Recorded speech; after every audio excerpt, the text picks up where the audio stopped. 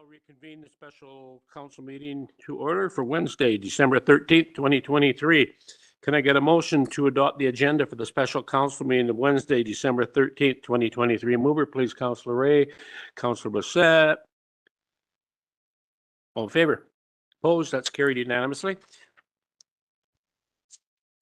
First up this evening is bylaws. The first bylaw of council's consideration is solid waste and recycling collection and disposal amendment bylaw number 4132, 2023. This bylaw is coming back to council for adoption, so we've all seen it before. Can I get a motion that council adopt solid waste and recycling collection and disposal amendment bylaw number 4132, 2023? Mover, please. Councillor Stetsky, Councillor Peabody. Discussion? All in favor? Opposed? That's carried unanimously. Thank you. Next bylaw for consideration is Growing Communities Fund Reserve bylaw number 4135, 2023. This bylaw is also coming back to council for adoption tonight. Can I get a motion that council adopt Growing Communities Fund Reserve bylaw number 4135, 2023? Councillor Ray, Councillor Popoff.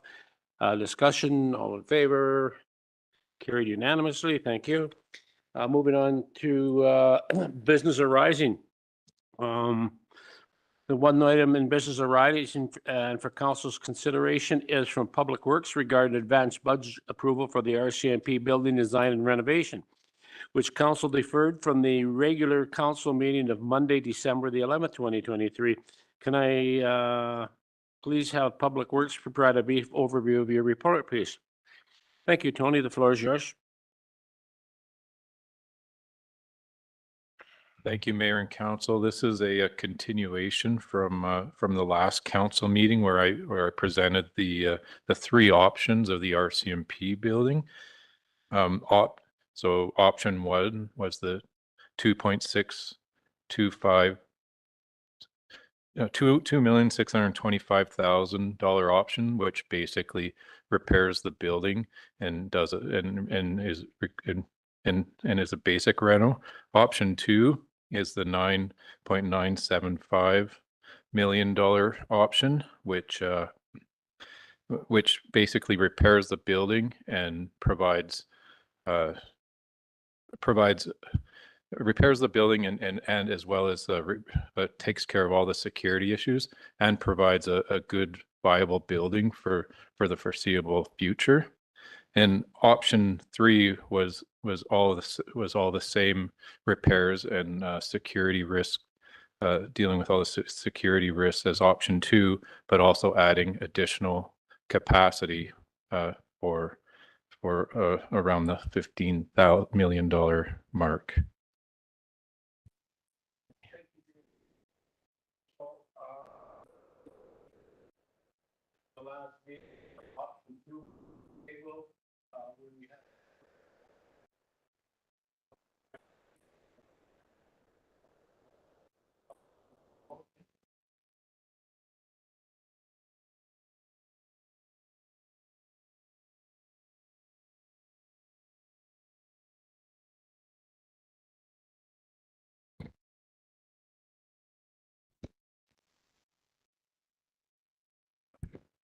Thank you, Mr. Mayor. I guess I spoke too much and closed. I drained the battery.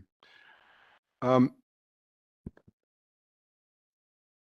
after great deliberation and hearing all the information, I think we're and given the structural condition as has been presented by our staff and the RCMP security safety issues within the building, I really don't think we have much choice in this matter. So I support option number two for that reason. And also the information on this is now this is going to extend the life of this building in perpetuity. So I think it's the prudent thing to do, and I'll support option two.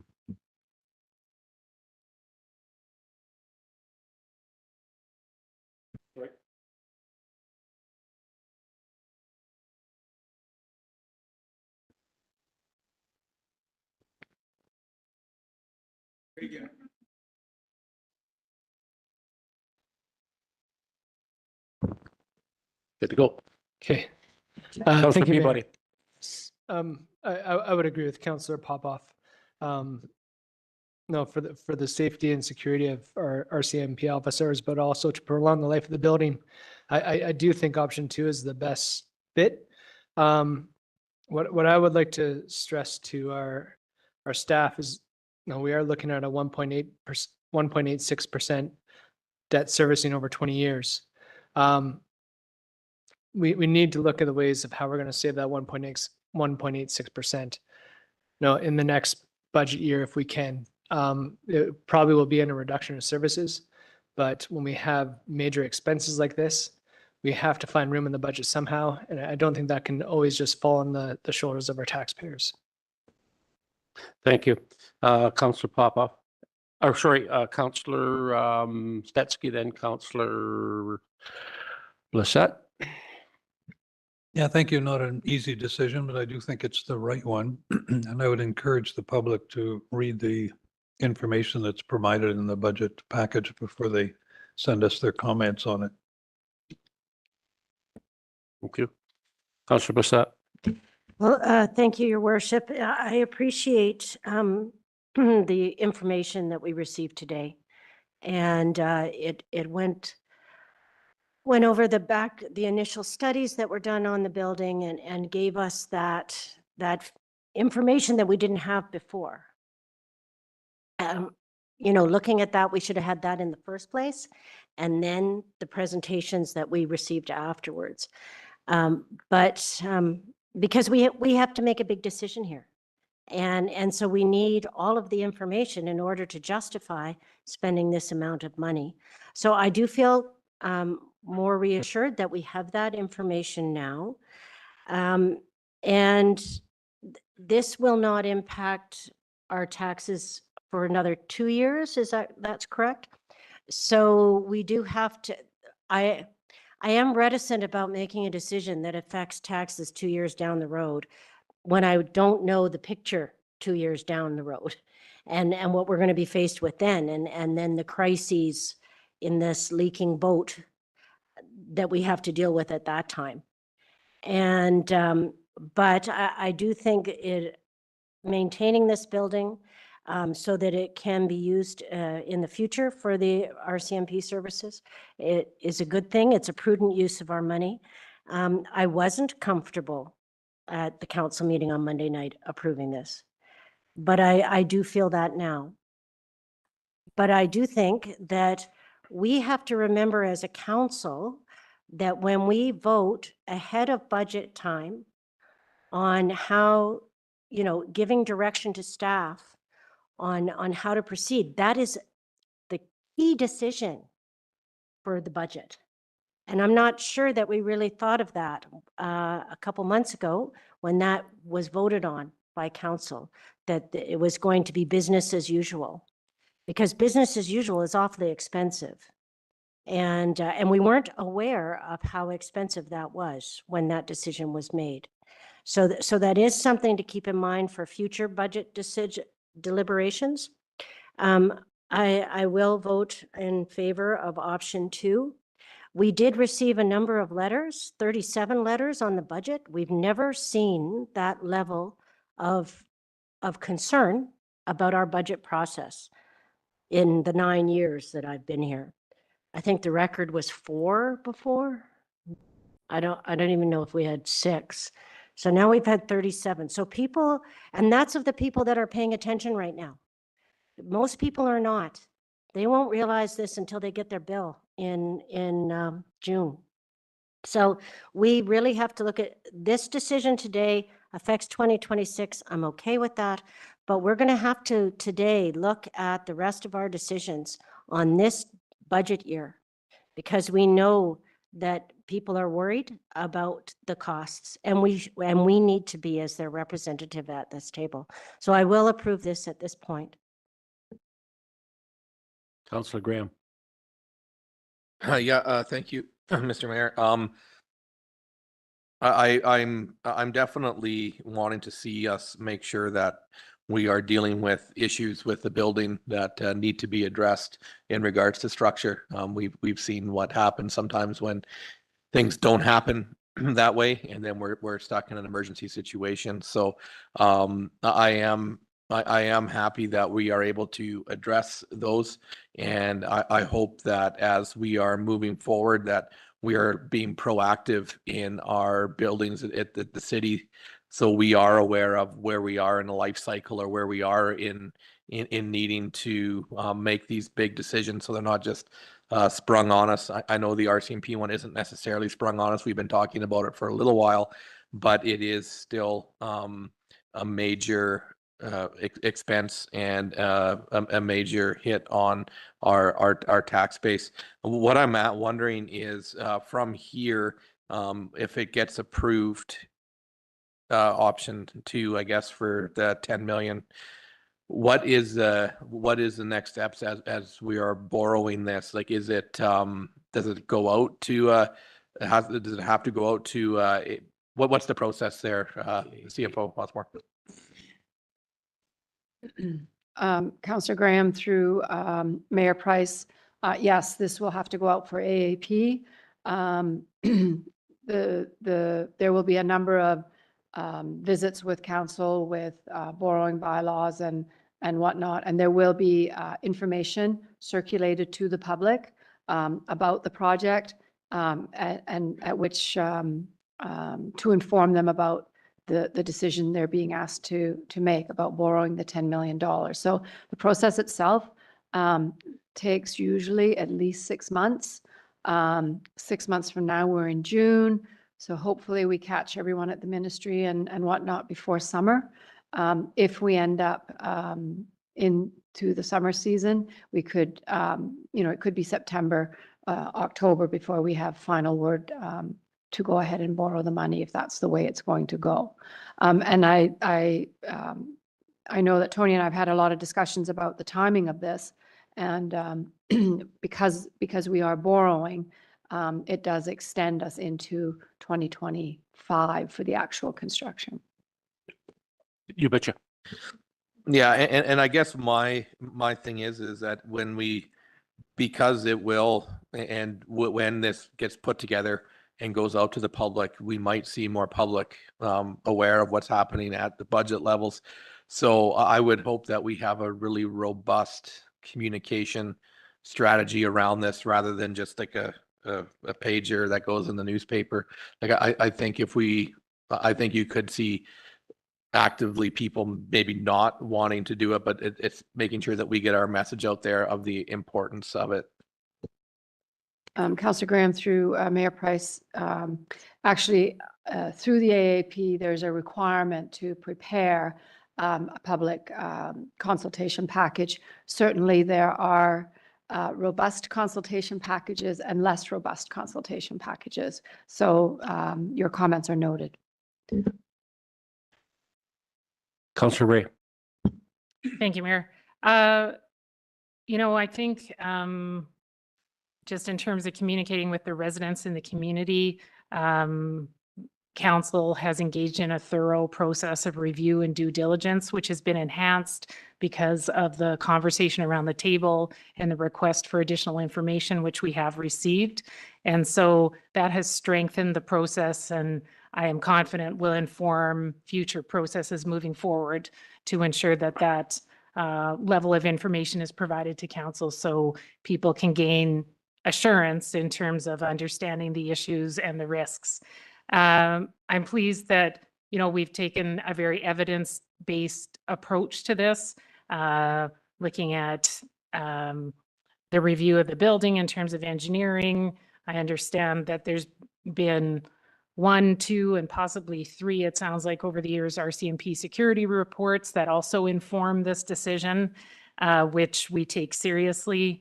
I appreciate the work that Director Hatu has done in terms of sharing the risk rating for each of options 1, 2, and 3.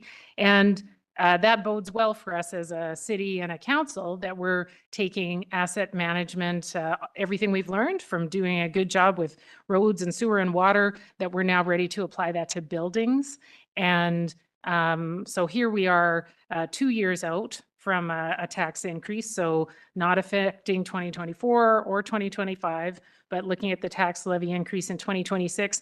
And as my hope is, as we continue to apply a really robust asset management approach to our other buildings, that lead up is going to get longer, so that we'll have more years in advance of big projects to, as has been noted, be sure that we're very careful stewards of these tax dollars and can be looking at efficiencies that will then help make these increases revenue neutral. So I just want to assure the residents of the due diligence and consideration that has gone into this. And I look forward to voting in favor of this motion. Very valid points, Councillor Ray. Thank you very much. Certainly from my perspective. Thank you, Tony, the amount of information brought forward. You know, there was a credible amount of information that had to be reviewed. I think there's been at least 3 sessions where we've had to look at the information. This was a really, really tough decision. $9 million is going to have a significant impact on the budget, but we're to the point with the facility where the piecemeal approach to working with that building is not an option anymore. Certainly, I think the public has to understand that part of council's role, you know, is to manage risk for the corporation. I truly believe that had we not taken the option 2 approach, we would not be managing risk in a proper manner, and that the corporation, if there was failure or something happened over there, will be held accountable, and you could be at harm. So as far as, you know, the engagement as Councillor Bassett brought forward, you know, we got a lot of feedback through this whole process, 35 or whatever, 38 responses. I think we've had maybe 3 at the most in the past, typically 1 a year. I look at that in 2 ways, that people are concerned because it doesn't matter where you are, what community you're in or what business you're in. Everybody's concerned about prices and costs. I think that's wonderful, but I look at that as community engagement, and that's something that this council was committed to when we formed last year, that we were encouraging more community engagement. And to me, it doesn't matter whether it's positive, negative. The intent is if they're engaged and they actually have concerns, and a lot of concerns, we got a lot of responses where they were making recommendations in there, or what about this? So, and that's their right to do that. You know, I think as a transparent council and who's committed to engaging with the community, that's part of the process, so we all accept that. But anyways, I thank council for this. This was a really one of the toughest decisions I've seen we've had to make in a number of years.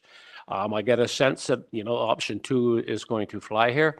And thank you for everybody for kind of working together. There's some very, very vigorous debate on this through the process. So thank you very much. So no further comment, questions. I'll call the question. All in favor of option 2? Opposed? That's carried unanimously. Thank you very much. Moving on to new business. First item, and the rest of new business will be guided by our Director of Finance, the very capable Charlotte Osborne. Charlotte, welcome, and now turn the meeting over to you. Thank you, Mayor. So the next item on the agenda is a memo from myself to Council speaking to the public consultation process. On November 16th, the city opened the public consultation for the 2024 through 2028 5-year financial plan. Submissions were due by 4 o'clock on Friday, December 1st. We received 37 submissions. 2 submissions were received from the same not-for-profit business. For calculating percentages, 36 has been considered the total number of submissions received.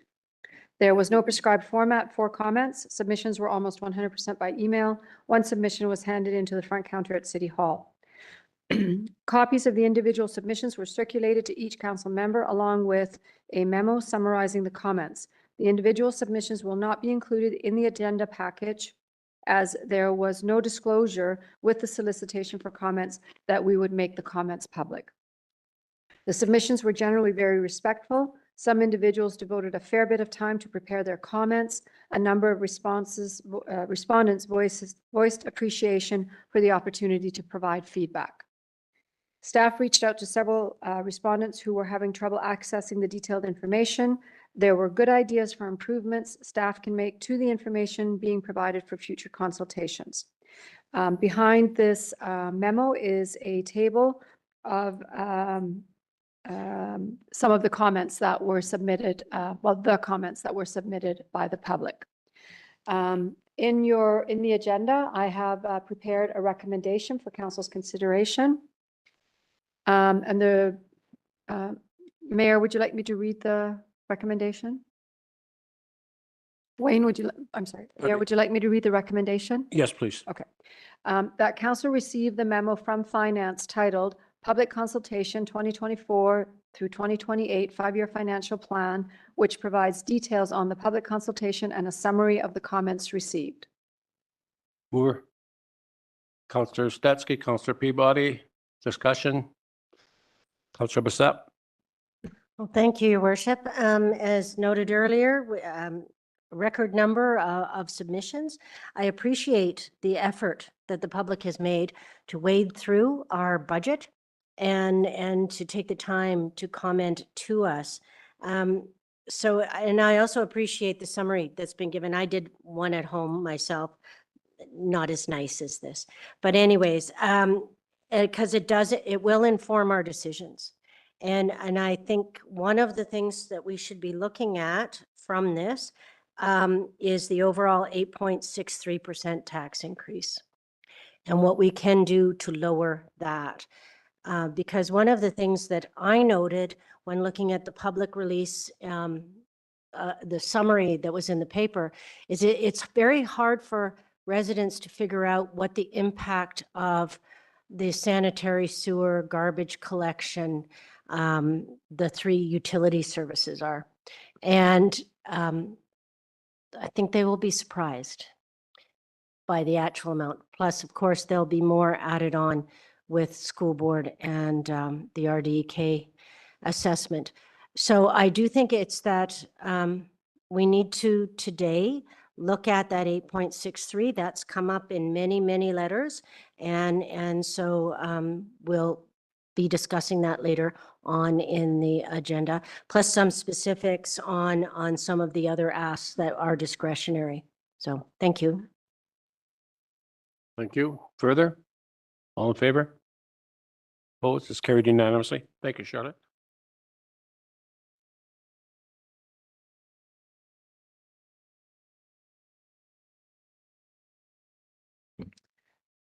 The next item on the agenda is just a memo for council's consideration, changes that have been embedded into the budget since we met last.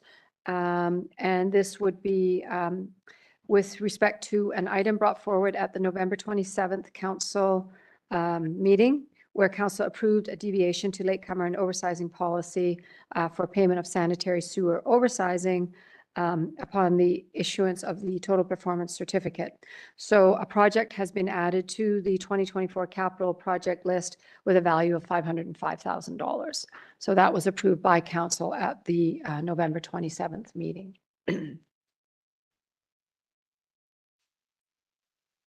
Councillor Peabody? Thank you, Mayor. And just for clarification, this funding was just to cover the difference between a regular sewer line and an oversized line to accommodate, future growth in that area. That's correct? Councillor Peabody, through the mayor, yes, that is correct. It's the oversizing is what is needed over and above the development itself. So the city does proactively ensure that the remaining developable properties in the area will have capacity to utilize that pipe while it's put in the ground and while it's covered, by roads and other infrastructure. Okay. And supplemental, if I may, it's my understanding that development, is not shovel ready yet. They're still waiting to finalize the plans. So this oversized sewer line that we're talking about, are we holding off on that until the development goes through? Councillor Peabody, through the mayor, yes, this is funding that will only be utilized in the event that the development goes through all the approvals processes and does go forward. So it is strictly contingent on that development getting a permit through the city and other various agencies, and then going forward with the development agreement and breaking ground. Well, thank you. Thank you, members of council. The next item on the agenda is a memo from Director Matika, and I will turn it over to Mike to walk council through that. Thank you, Charlotte. Mayor and Council, this is just a quick memo summarizing some of the initiatives, especially within the Engineering and Development Services Department, that are aimed towards shorter term and longer term financial sustainability and tax revenue and general revenue increases. The first part of the memo speaks mostly to development, infill, and densification. Much of that is related to housing, recognizing that our most recent housing needs assessment has indicated that we do have a lot of work to do, and much of that work does need to come through, medium and higher density or infill properties, which we do know are a much more sustainable way of development and maximizing the tax revenue per frontage or per lineal meter of road that we already have infrastructure in. So that'll be facilitated primarily through two mechanisms that we're working on: updated zoning bylaws to allow for multifamily units and other housing forms in residential areas. And some of that is also, coming down from the province through some legislation that is mandating some of this. So we are proactively planning and being agile to address this. And then proactive investment in infrastructure to support more development and density. That's related to the previous item on the agenda and in the future. We are seeing that this multifamily, this medium density and higher density housing that is what we need through a housing assessment is more of a tax positive type development. It is really reliant on the city's infrastructure to be able to support it. So if we don't meet our infrastructure funding targets, we don't have the ability to support these developments coming online. So we do really need to understand that proactive investment will support future tax income increases, which will then further support our ability to get more work done without having to have general tax increases. So there's some examples included on there. I won't go through them in detail, but they range from a larger high density or higher density development on Ennis Avenue, showing the pre-development and post-development taxes. That project was greatly assisted through the city undertaking some off-site upgrades and infrastructure upgrades along that road to ensure that this development could connect to nearby schools and parks and amenities. And even though the city did bring some significant investment into upgrading our infrastructure around it, it shows that return on investment and that significant post-development tax increase is something that is sustainable. For regular infill densifications, we do have some examples where there are some vacant lots still in the community, some of the downtown area. And we are proactively trying to invest when we're replacing some of this infrastructure to upsize it, to add additional services to vacant lots to help facilitate this type of infill development. And then that proactive investment, rather than just replacing things as they are, does have a shorter term and a longer term return from a tax revenue. And then some of the other items, looking at fourplex upgrades, this is something that is mandated through provincial legislation on single family lots. We have seen some rezoning happen in the last several years where some of these conventional single family properties or lots were converted to a fourplex, and you can see that the tax revenue on that same size lot is much greater than a standard residential home. And then also looking at potentially the potential of laneway homes going forward, and that would be adding taxable income on an existing property that is already developed. From other economic land development initiatives, we've participated in the BC Hydro Load Attraction Program, which is essentially understanding that in general the city of Cranbrook does have electrical capacity to attract larger industries and developments. And we do know that our industrial tax base is something that is relatively small, and we do have some industrial lands that are available and that we really need to intensify that types of tax revenue, which does help spread out the burden elsewhere. We do have some partnerships with ACM and their economic development enterprise. We do have some data sharing and some public data work that we're doing to make a lot of this information available to the public or to investors rather than them having to come and seek it out. We're really trying to be proactive with that. We are working with the owners of the Tembec property. The city did have some investments in there previously, and understanding that much of it is undeveloped right now, it's in our best interest to see what we can do to support and facilitate development on that site. And when the city was the owner of the property, as you can see, there was some studies done to look at the potential tax income from that property. And then that sort of mirrors item 7 there. The city does own a large piece of property on Highway 95A. It's currently in the ALR. We're working through the process of looking at removing that, which the ALR said that we could certainly do so if it was under the condition that it is an industrial property, knowing that the city and the community does need more industrial property for taxation and just general economic vibrancy. We could mirror some of those same potential values that would come out of that site. But then again, there would have to be a business case brought forward to service and develop that property. And we would need to have infrastructure funding capacity available, ideally through our annual sustainable funding or through reserves, which we know is a challenge. Thank you, Mike. Any questions from council? No? Charlotte? Thank you, Mayor. Thank you very much, Mike. Mike is going to take the next presentation as well, a presentation on infrastructure funding 2024 update.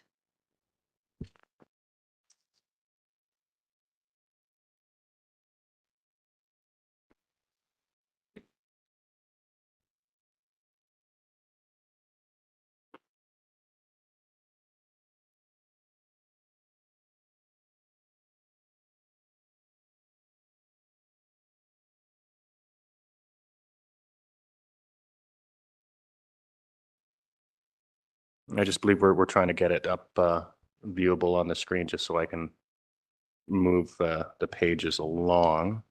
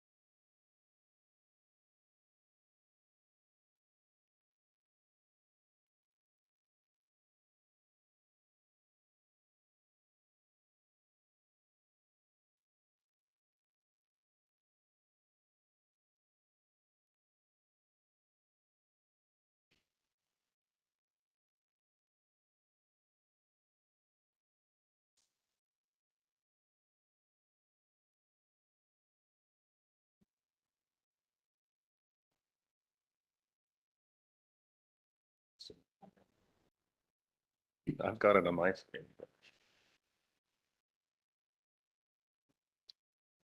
Should I thank you all?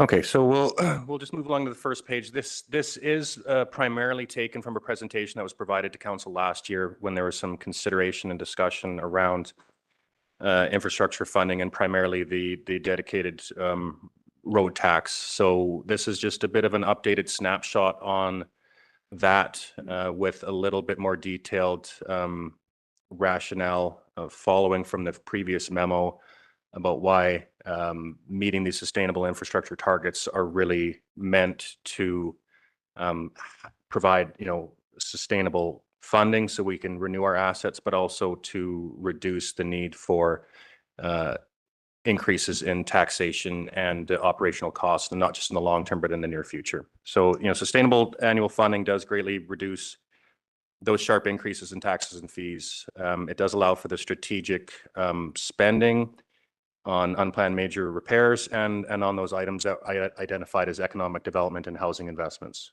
So funding does not necessarily equal spending because we do need to look at funding levels in the long term. So that's why having a good mix of sustainable funding levels through reserves, taxation, utility fees does allow us to better address some of these major items that do come forward to council and sometimes catch them off guard. So the sustainable, sources of funding levels, are our annual tax and utility funded transfers to reserves. We do see that there are some limitations and concerns with our reserve levels, and that does really hamstring us in some of these other initiatives to deal with housing and economic development. Fees and taxation that directly fund our capital program, any investment returns, any annual contributions such as the Canada Community Building Fund that does come from the federal government with a long-term agreement, our utility fees and taxation funding for debt servicing and other ongoing dedicated revenues. Some of the sources that are not so sustainable as transfers from reserves when you don't have transfers going into them. Using last year's surplus to fund capital spending, one-time grants, developer contributions, donations. Those are things that we do utilize, but it's not something that should be considered sustainable or reliable in the long run. So we estimate on this next page what our annual sustainable funding levels are today. And this is something that has really since 2012 been developed, reviewed again multiple times, including in 2016 and 2019, and was reviewed again over the previous months, looking at what our infrastructure fundings, our infrastructure costs were this year and last year, and what we project them to be going forward. So these are funding targets, not just from a sustainable funding level, but from a service level. And I think that's what really needs to be communicated is these are the funding targets that we need to endeavor to achieve to maintain the existing levels of service that we do provide the public. So this isn't just something that's in the future that we need for long term. These are the impacts that if we aren't reaching these funding levels, we do see a reduction in service to the public for core infrastructure needs that they do need, including replacement of roads, water, and sewer. So, and it should also be understood that these funding levels do need to be in balance, and then we do have already do have these items built into the budget as far as having the dedicated road tax and having the increases in the water and sewer fund. And we look at these because they do have to interact with each other. When we do have an infrastructure project, and even if it's water related, we need to rebuild the road over top of that water main that's sorely needed for development, or is just something that is simply from a condition perspective is falling apart. So if we don't have the water, or if we don't have the road funding continue with the water and sewer funding, we see an imbalance, and then we see an inability to continue doing all the other core infrastructure projects such as water, sewer, and storm sewer. And then we also do, anticipate shortfalls in funding available. It's not just for paving that comes out of the road dedicated tax and the road program funding. We do have, sidewalks, pathways, street lighting, intersection upgrades, intersection controls. All those things do come out of that same funding level, and we are seeing an increased demand as we have increased development and density on those items. So when we talk about needing to have, active transportation, having a walkable community, having new developments connect to other existing parts in the city, we do need to have this type of funding in order to make those things happen. So some of the consequences of the funding shortfalls, are, the deteriorating infrastructure condition, increased emergency failures and service disruptions, increased risk to public safety and property. And then we have decreased, proactive maintenance leading to more expensive reactive repairs. One of the issues that we have been seeing is as the increased frequency of major repairs happen in our water and sewer infrastructure, it takes the maintenance crews away from doing proactive maintenance to extend the lifespan of the existing infrastructure.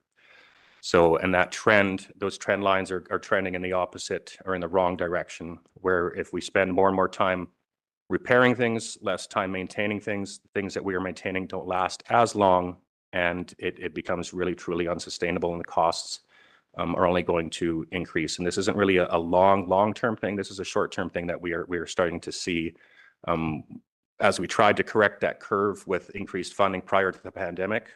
The increases in costs and inflation that are not going back down are starting to put that curve back in an unsustainable direction. And then we do have some of those consequences, especially over the last few years, realizing the need for housing, and with the city's emphasis on strategic development, infill and densification, trying to develop and add more homes and businesses where we already have infrastructure, that we need the infrastructure to be able to support those new developments. We also need funding available to collaborate on major development projects. There was the discussion about the Echofield Road project. We do have a couple other large developments and higher density developments that we are talking to in the community, and the concern is that we don't have the reserve funding or the annual funding levels available to pay for the oversizing that would be needed if they were to go forward, or to pay for some of the offsite upgrades to connect these developments to a nearby development with 100 meters of missing sidewalk. And we don't want to have those types of missing linkages when we could see a small amount of funding to make that development take place and integrate into the community and see the long-term tax revenue. We don't want to be put in a position where we're saying no to a development, or having a development that sits on an island where we don't have the funding to connect a road or a sidewalk or a couple streetlights to the rest of the community. And also funding available to develop and service any city-owned lands, primarily looking at that Highway 95A property. So just a quick summary, the increased cost of repairing failing infrastructure means that shortfalls in the capital funding will have a more immediate impact on operational and repair costs. And then that will lead to a need for more aggressive fee and tax increases, and not just years out, but this is something, like I said, we're starting to realize on an annual operational basis. And we are in need of housing for employment. We're in need of a lot of lower income and affordable housing. And we need to increase, the focus on density and infill for that sustainability of tax revenue. So we do need those infrastructure funding levels to really support that, especially when we're talking about affordable housing or lower income housing. The private sector is not providing that. So we need to be a stronger partner to ensure that we can facilitate that, and having infrastructure able to support it on the sites that are available for it is critical.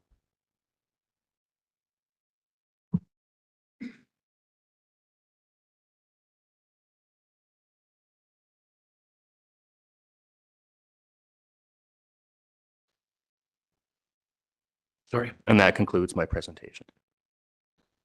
Question from Councilor Papa? Great presentation. Thank you, Mike. So 2 questions. I'm all in favor of the infill for medium and high density, especially as it relates to our downtown vibrancy report, the downtown core.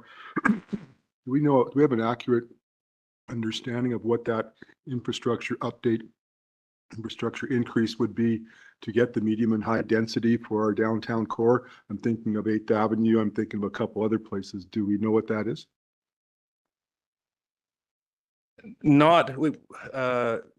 Councilor Popoff, through the mayor, we don't have that available necessarily for the downtown area if you were to look at it as a catchment area, but the funding levels that we do have identified that are referenced in here are based on the need to size infrastructure appropriately for the development that we do want to see. So within those models, we've looked at the downtown area, we've looked at the future land use, and we've said where we have an existing 4-inch or 6-inch water main, we need to replace it with something that's large enough to facilitate the type of density and development that we want to see in that area. So yes, that is built into the model. And that's built into those sustainable funding levels. Thank you. So just supplemental. So if a Mhm. developer did come to us and say, hey, we're interested in building an apartment complex in our downtown vibrancy area, which is our old downtown, how much of a challenge is it to be able to give the developer an idea of what the cost is, what the oversizing is, and what the timeline is to get to yes? Councillor Popoff through the mayor, it's not, we have a sophisticated enough understanding of our infrastructure and the modeling to work alongside a developer's engineer to determine that fairly quickly. So we are in a good position to proactively make that determination. I think what the sticking point would be, especially if you're looking at the downtown area in places that we don't have the infrastructure to the right size, is putting all of that cost on the developer may not be a sustainable thing. And then also, does the city have the ability to fund its portion or the oversizing, or to upfront the costs itself to look and see if other developments in the area may occur? Yes, thank you. That's understood. And finally, just for the sake of an example, we did some we did 4th Street from Victoria all the way down to Kootenay. Phase 1 and 2, there was some developer costs in there, but what was the total city cost for 4th Street? Phase 1 and 2. Councillor Papa through the mayor, I don't have that on my fingertips right now, so I'd hate to throw a number at it and not know. I can say for that project in and of itself, we did invest in oversizing the infrastructure to facilitate higher density development. And the intention there is, if we spend another 10% more on a project such as that, it facilitates development where people can just, property owners can connect to the services that we put up to their property line, rather than them having to dig up the road. We look at a simple water service, and it can cost us, if it's $5,000 to $10,000, while we already have a hole in the ground, and while we're already putting a pipe in there, if we spend a few $1,000s to upsize the infrastructure to that property line, it can save $30,000, $40,000, $50,000 and somebody having to dig up that road a few years later to Great, facilitate thanks, Mike. development. I would be interested in what that dollar value is, if not now, but if you could find that for us, that'd be valuable. Absolutely. Thank you. Councillor Graham has a question, then Councillor Steske. Yeah, thank you. And I guess one of my questions is looking at this and just kind of where we were a couple years ago in the state of Victoria. Like, where are we at with, like, Victoria needs to be done at some point, and the road's breaking up. Like, where does that fall into kind of what you're looking at for the annual sustainable? Like, I know that's more of a major project, but that is one that is a bit of a stumbling block for development. And just how are we looking at managing that kind of through this lens? Councillor Graham through the mayor. Yeah, and that's one of those larger projects that sits a little bit outside of the box of what we look at for an annual program. But much of, reaching these funding levels that we have referenced on here is something that allows us to proactively look at in the shorter term and the longer term how to tackle that project. These sustainable funding levels would allow us to look at borrowing and then paying back the cost of that project through these infrastructure funding levels, while still tackling some of the side streets and neighborhoods that do sorely need the work done. So I think what it really does is show that we need to have that latitude when we're talking about sustainable funding levels. If we were to take on a larger project like that, and we would essentially need to build some understanding that every year we would either have to put money into the reserves ahead of time, build up some funding to take it on, or front those costs through a borrowing mechanism, but know that the payback needs to come out of these funding levels here. And then it allows us to take those big projects that would usually cause a short-term spike in fees and taxes and smooth that out, and not really cause a multi-year logjam where we spend all of our funding for 4 or 5 years on Victoria Avenue and not address all the other needs in the community, or during that time not be able to take advantage of partnering with the developer on another critical project and then seeing those tax revenue increases or economic increases or critical housing needs. Thank you for that, Mike. Councillor Stetzky. Yeah, thank you, Mayor. First of all, I want to congratulate you on the font size on your presentation. Made it very easy to read. We see a lot of information up there on that little screen. Two quite different questions. One, you've got roads in at 5.7 million, water 1.7, sanitary sewer 1.7, storm sewer 1.0. Every municipality in Canada is behind on maintaining their infrastructure. Is that kind of where you think we should be, or where should we be if that's not the right kind of numbers? And I have a subsequent question. Councillor Stetzky, through the mayor. We undertook an initial analysis in 2012, which was a very high level, unsophisticated sort of look at all of our inventory, generally how long it's supposed to last, when it's supposed to be replaced. And it was really an initial kick at the can to see where we were at. Then we applied some more sophistication to it in 2016, where we used some more sound asset management principles to talk about risk and consequence of failure, knowing that we can't fund everything that we would like to. If you look at it from a straight bare bones perspective, there's times when things may have to get to a point of failure, but we need to define which pieces of infrastructure are not acceptable for failure, but some can. Some don't cost as much to repair if they do get into a failure mechanism. So we applied a lot of that based on zoning, based on the type of land use, based on geospatial items in relation to creeks. If something was to fail, it's going to cost us a lot more money compared to a pipe that's running through an unconstructed right of way that's not going to cause any road damage. Those numbers actually turned out to be fairly similar to each other, which really showed that as we looked into some more sophisticated analysis and risk management and asset management, that the initial broad strokes look at it was fairly accurate. So we are quite confident that these funding levels are a target that we do need to get to, and it's really based on fairly similarly to what our service levels are out there today. When you look at the condition of the streets, the condition of the water, the condition of the sewer, this isn't to get everything into a gold standard by any means. This is allow us to maintain what we have as it stands right now, or in some parts bring things up to a little bit more sustainable condition, so we're not spending so much time repairing things and dealing with a lot of those costly operational items. It is something that we will continue to review on an annual basis to see how effective these funding levels are.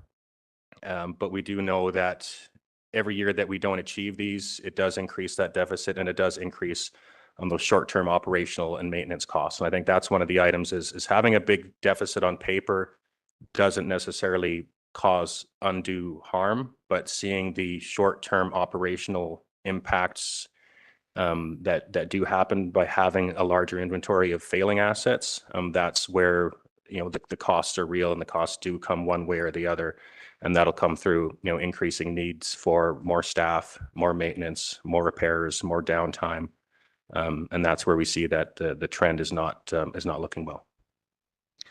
Supplemental, if I may, and yeah, we seem to be averaging about one water main break a week right now.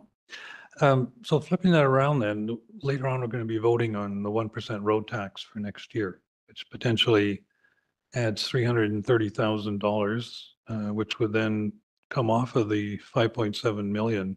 I think you've said you've accounted for the increase already.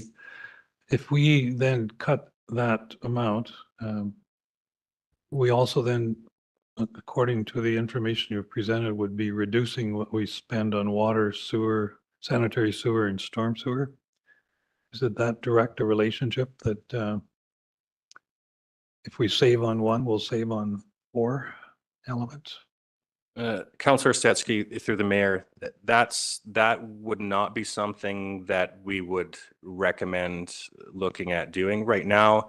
These are the target funding levels that we have. We are not there today. We're every year that we spend not achieving these levels, we do add to the deficit. And the increases that we need to make in the water and sanitary sewer are actually a greater increase from where we are now to where they need to be compared to the road funding. So the water and sewer funding does need to continue to accelerate to meet those levels. And I think making a decision in 1 year, I don't think is something that I would consider to be anything I would recommend, because we are looking at what we need in the long term and what's going to help the taxpayers of next year, 5 years from now, 10 years from now, make sure that the things that we aren't spending our money on aren't going to catch them off guard.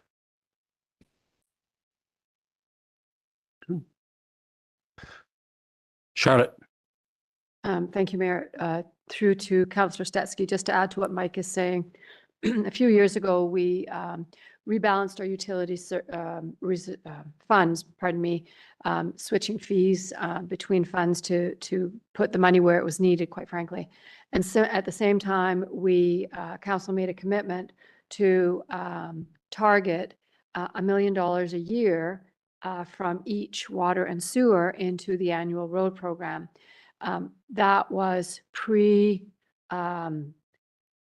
the disruption to pricing for our capital projects. So at that point, the target was $1 million. You see in Mike's presentation, the target is now 1.7 million. We are not at $1 million yet. I believe in 2026, we actually achieve $1 million. It's $800,000 a year in 2024 for both water and sewer.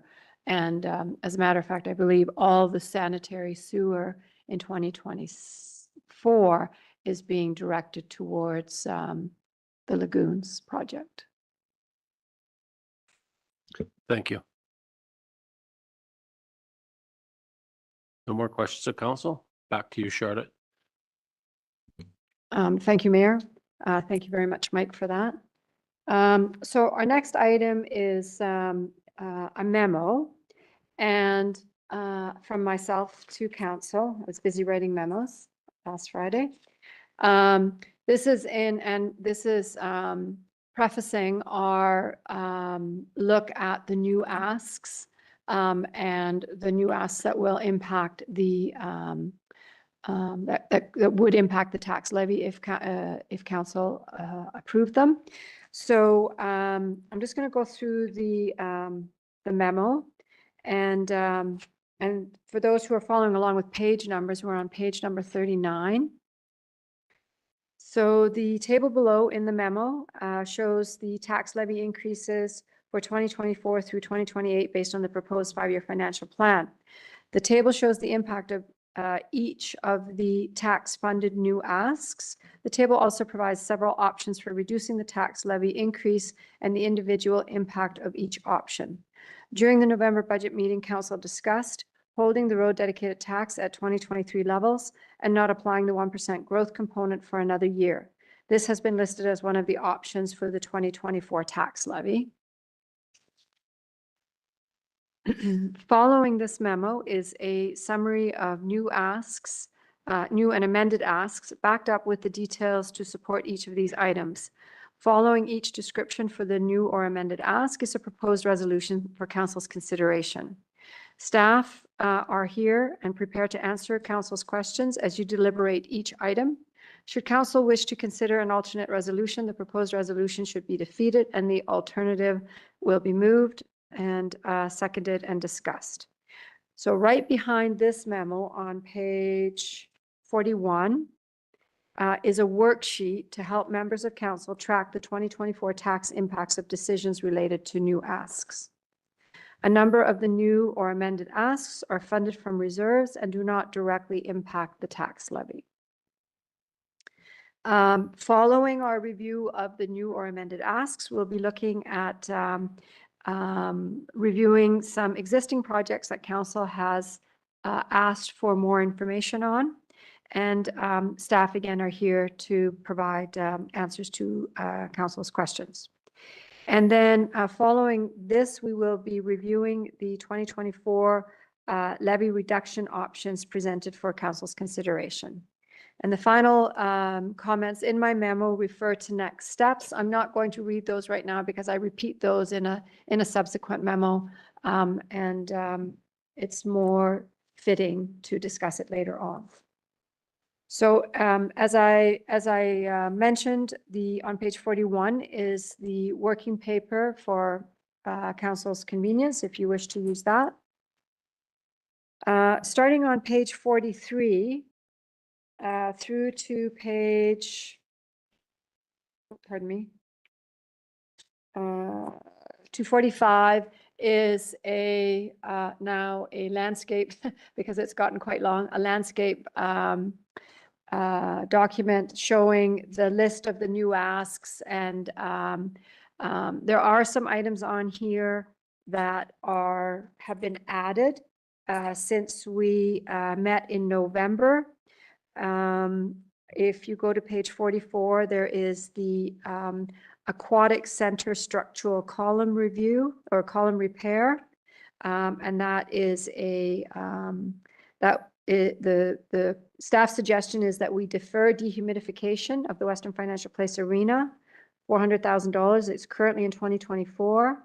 Funded $386,000 from the facilities reserve and $14,000 from grants, deferring that project to 2027 and exchanging it with this project for $140,000 in 2024, also funded from the reserve. So Trevor, when we get to that, Trevor will be able to provide a bit more information on that for council. Also, the manual training school roof replacement is new, and I may add that that particular item is now in the budget. So the roof was recently assessed and needs to be replaced as soon as possible. Project is currently budgeted in 2025 at $50,000. We are requesting to move it to 2024 and increase the project cost to $60,000, also funded from the facilities reserve. Then the next two items, so the Gyro Park washrooms and the Public Works ladies' washrooms and change rooms were items that council identified for additional follow-up when we met on November 15th. Because there have been increases to the budget, council, they were already in the plan and had been approved by council previously, but there were some adjustments to the project value. So we have brought those forward for additional discussion and a budget amendment, quite frankly, to those particular projects. So those are also going to be listed in the new or amended asks documents. And the final item on this particular list is the Memorial Arena repairs. I think Councillor Bassett may have a question. Sure. I'm just wondering where I am to be looking here, Charlotte. I'm confused. 7 point. Okay, Yeah, so so we're going page- through each of those items on right now? Yeah, so I'm just walking through the list of new or amended asks, starting on page 43 through 45. So Yeah, but Charlotte, that's we don't have the hard copy, Charlotte, so we're Yeah. just online only. Oh, and We do not there's have the hard there are copy. no page numbers. So the old stuff I have isn't matching what you No. have? No, Okay. no. And so I'm trying to figure out where I'm to be looking here. 7.6. Okay. The summary list. Okay, thank you. And there are The ne- no page numbers on the online? Thank you. No.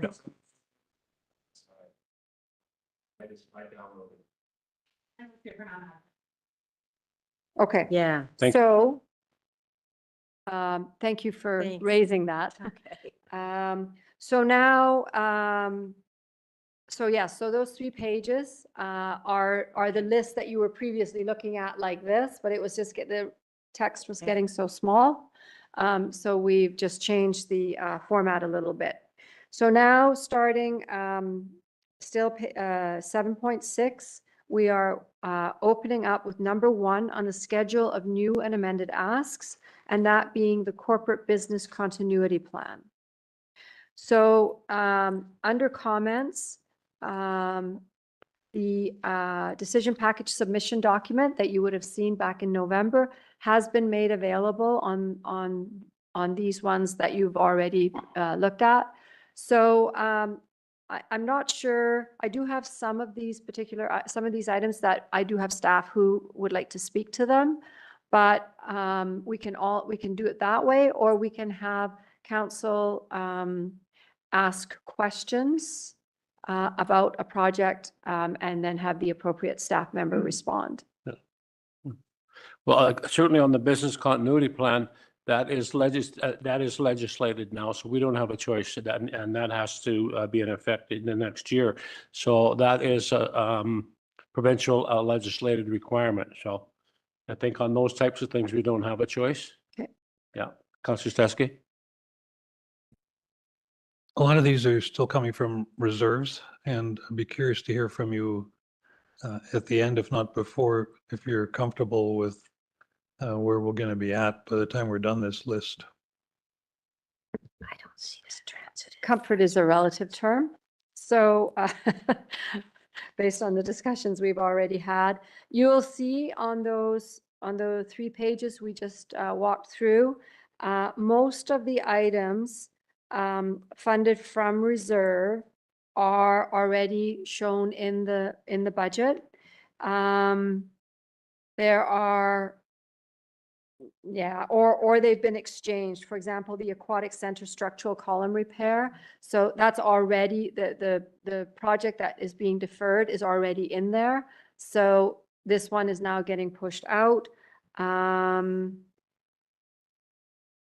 We have reviewed like the downtown parking study and the housing strategy. Those items have been embedded into the reserve. And for example, with the downtown parking reserve, it's a relatively healthy reserve. So that one I don't have any particular concerns about. The new initiatives reserve is where we're looking at something that has to do with energy management, that sort of thing. I don't have any issues there because we're receiving grant funding, and that grant funding is going into that reserve, and that's essentially what is being used to fund those energy type projects.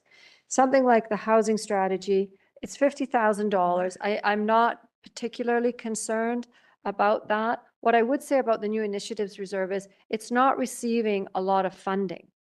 Aside from the grant funding that is going in there for those energy type grants, there's less than, I think it might be $20,000 a year that's going in there. So we're not, there's nothing going in there to speak of. Yeah. So when we take a look at, should there be surpluses, that would be one of my recommendations, that there be some water falling into a new initiatives reserve to address this.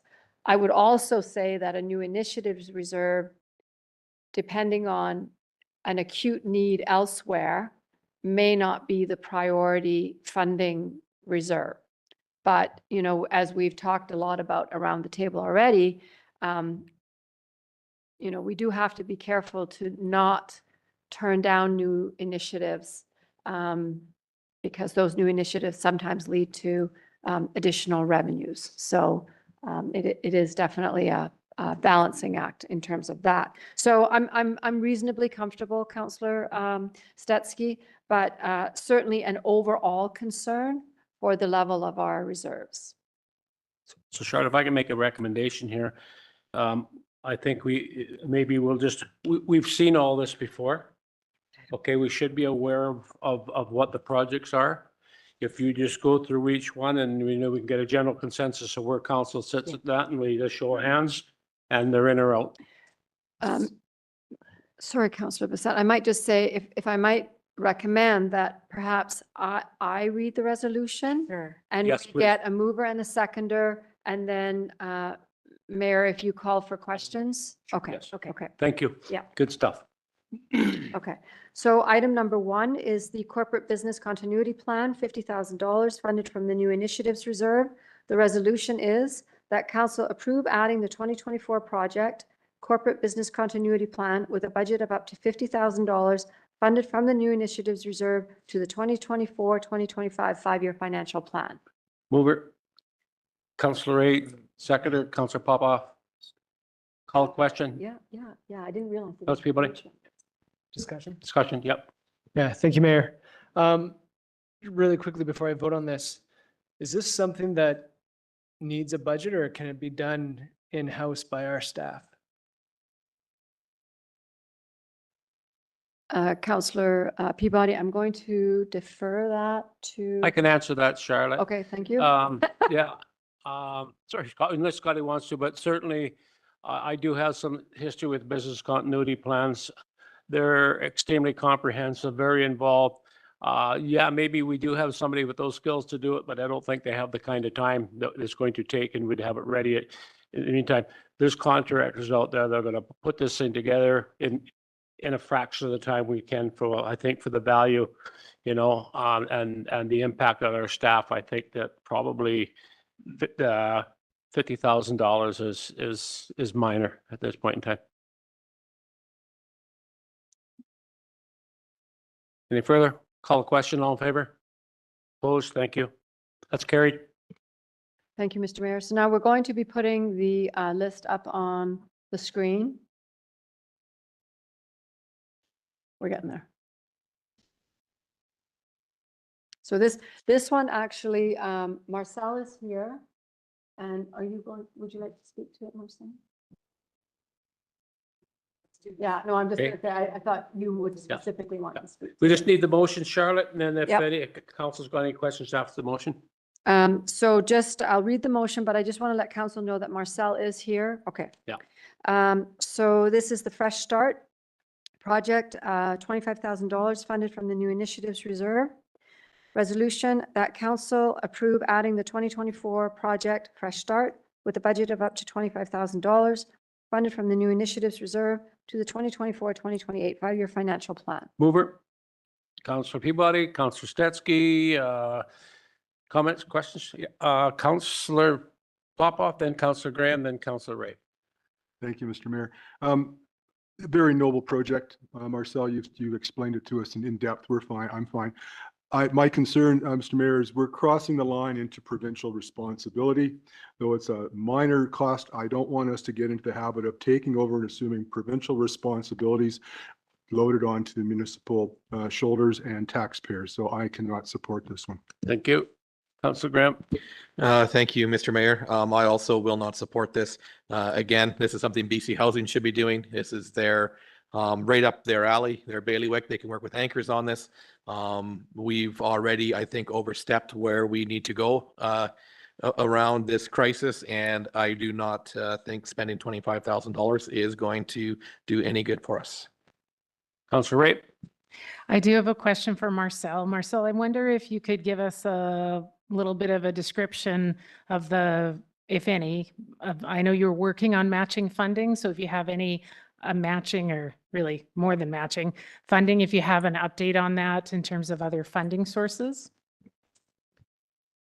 Good evening, Mayor and Council, and thank you, Councillor Ray, through the Mayor.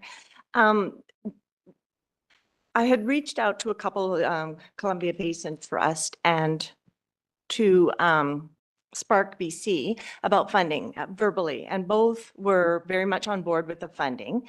Spark BC, as far as I know, is still 100% behind it. However, when I reached back out to Columbia Basin Trust, they wanted to know why the city was not putting money in. And I said, well, we don't know yet. We're still going to budget. And they said, we will not accept an application unless the city is. So that's between $25,000 and $40,000. So there's a possibility of funding from CBT that will disappear if the city is not involved with funding for the project. And how much money has Spark BC committed to? Again, they were talking, they have two different streams on there, and both of them were for $25,000. And so when she talked about it, she said that they were interested in both streams, for the full amount for both streams, but I don't have that in guarantee and I don't have the money in my hand yet, so. And can you please remind me what the total cost of the project is, Marcel? We're thinking first year would be $130,000. I did do another little printout just to kind of show it, but it's kind of late now. So the trailer purchase itself is about $72,000, and we need to deliver it here to Cranbrook. I put in $2,500 for that. We want a used truck to pull it around. I know that there was some concern about a city vehicle pulling this around, and that was never a part of the plan. There's supplies, a generator, and insurance to get the project up and running. And that's a total cost for for operational costs of $25,000. And that's for somebody to actually drive it around and take care of it until we get the second parts of it. And like I said, I think in November when I first brought forward the plan, I brought forward the facts and the figures, but forgot to bring the vision forward of what this plan would do. And this is just the disruptor of the cycle. We want to introduce a new variable into the situation right now and create a different reality where this now becomes the hub. It starts with a shower unit showing up, but then we're partnering with other agencies to bring services to their things like the College of the Rockies and local resources and anchors and community connections. But the biggest part of it is we know we have a population of people that are living rough.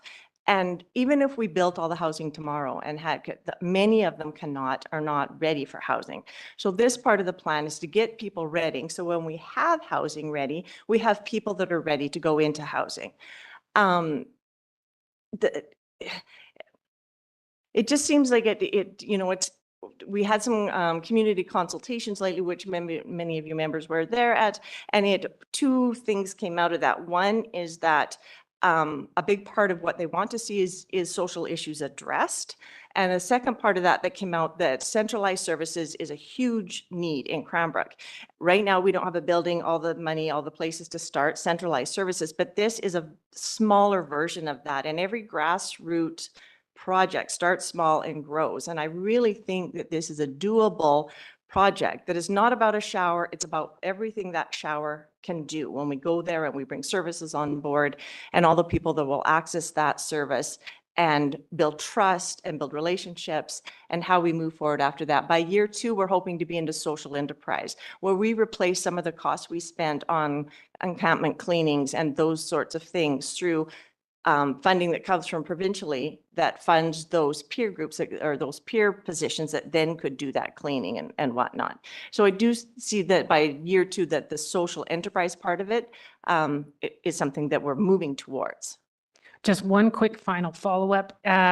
Would it be fair to say that if this funding were to be approved, it's contingent upon those other funding sources making up the balance of the budget? So if you weren't able to secure those other funding sources, the city's $25,000 wouldn't be spent. Like we're coming in contingent upon other funding sources being secured. Is that correct? Absolutely, yeah. And without the city's funding, then we lose the other one. So we would have to go back to trying to find donations and stuff to make it up. Councillor Stetsky, Councillor Graham, Councillor Peabody. And 2 questions, if I might. With the concentration of homeless people now at Moyer Park, do we still need a traveling shower, toilet, trailer? Councillor Stetsky through the mayor, more than ever, because now we have people up there and there is no bathroom facilities up there. What was used in the summer is now closed for the winter, so there is no bathroom facilities. So I think that it's even more important now. And second question, so this is a one-time only ask. We won't see another ask next year? This is a one-time ask of the city. Then from there, we'll be working with anchors to move it out. Like it won't be a city project after that. I'm just kind of helping and collaborating and pushing it forward. Councillor Graham. Thank you, Mr. Mayor. I guess a couple of things that raised red flags for me are ones when I hear words like city project, ones where I'm hearing a lot of city time has gone into trying getting others involved to fund this contingent on our funding.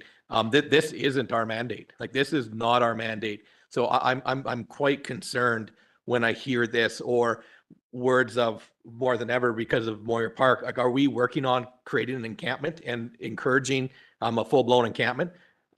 So to me, this is a big red flag. No way. And I think maybe the CAO might want to comment on that, but I don't know why we're putting energy into this because this is not our mandate. CEO Frishaw. Just for council, so Mayor Price through to Councillor Graham, you know, the city is not creating an encampment in any location. Just to be clear, the vulnerable population is free under provincial laws currently to camp wherever they like on public property. And Moira Park is the place that has been chosen recently, as was Ridgeview before that, and a number of creekside locations. So definitely, we do not have any sanctioned camp location anywhere. The intent behind this was a community collaboration. The city's contribution is one of many contributions towards sort of kickstarting something that should take on a life of its own, and in no way, shape, or form through any of our conversations has this been a city initiative or a city program. It was simply a funding contribution towards a program that would then take on a life of its own through peer membership. So other lived experience addicts through programs that are going to be developed would help drive this around and maintain it. And but that's the vision, and this is simply the social development coordinator's role in trying to push things forward in the community and coordinate them. It is not a city program, just to be clear. Thank you. What's it, Councilor Peabody? CAO Furcho just answered my question. Councilor Papa.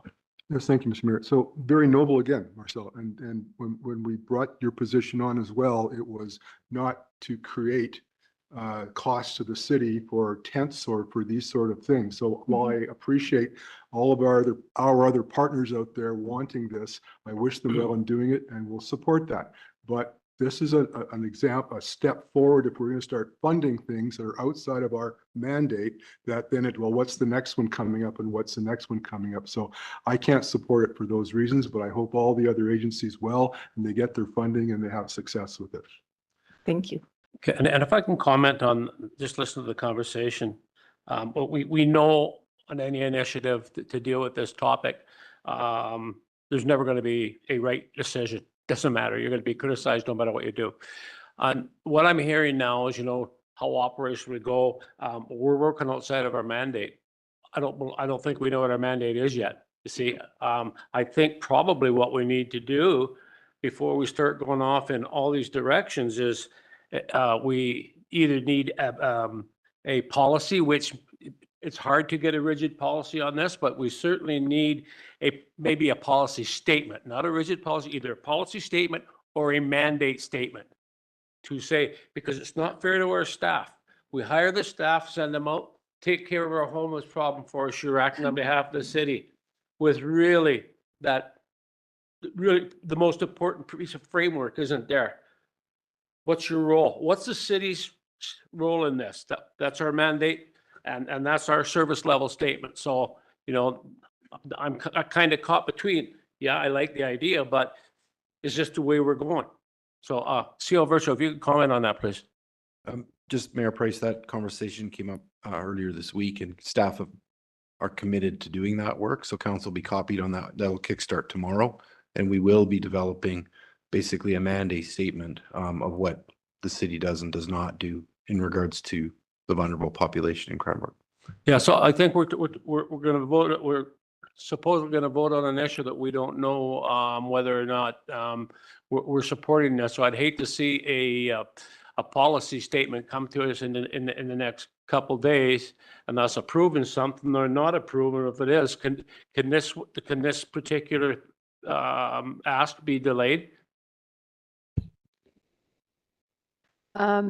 Mayor, through, yes. So we are going to meet again on January 10th. Yep.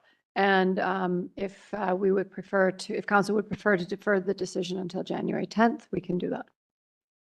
I think we just, for the very nature that, we don't have clear direction what council's expectation of this program is at this point in time.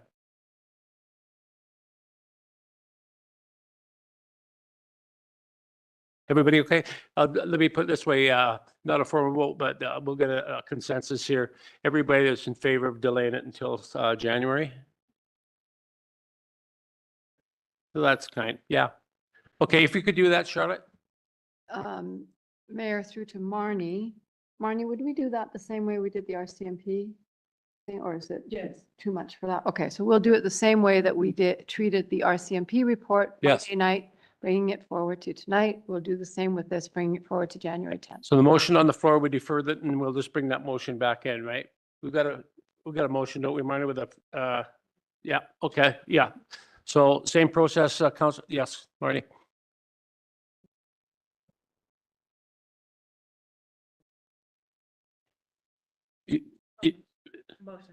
Council Ray, again, motion to defer. You're a deferral motion. And Councilor Papa. And Councilor Setsky has a question. Yeah, and we can afford to do that because it doesn't affect our tax increase discussions anyway. It's supposed to come out of a reserve, so we can take the time, I think.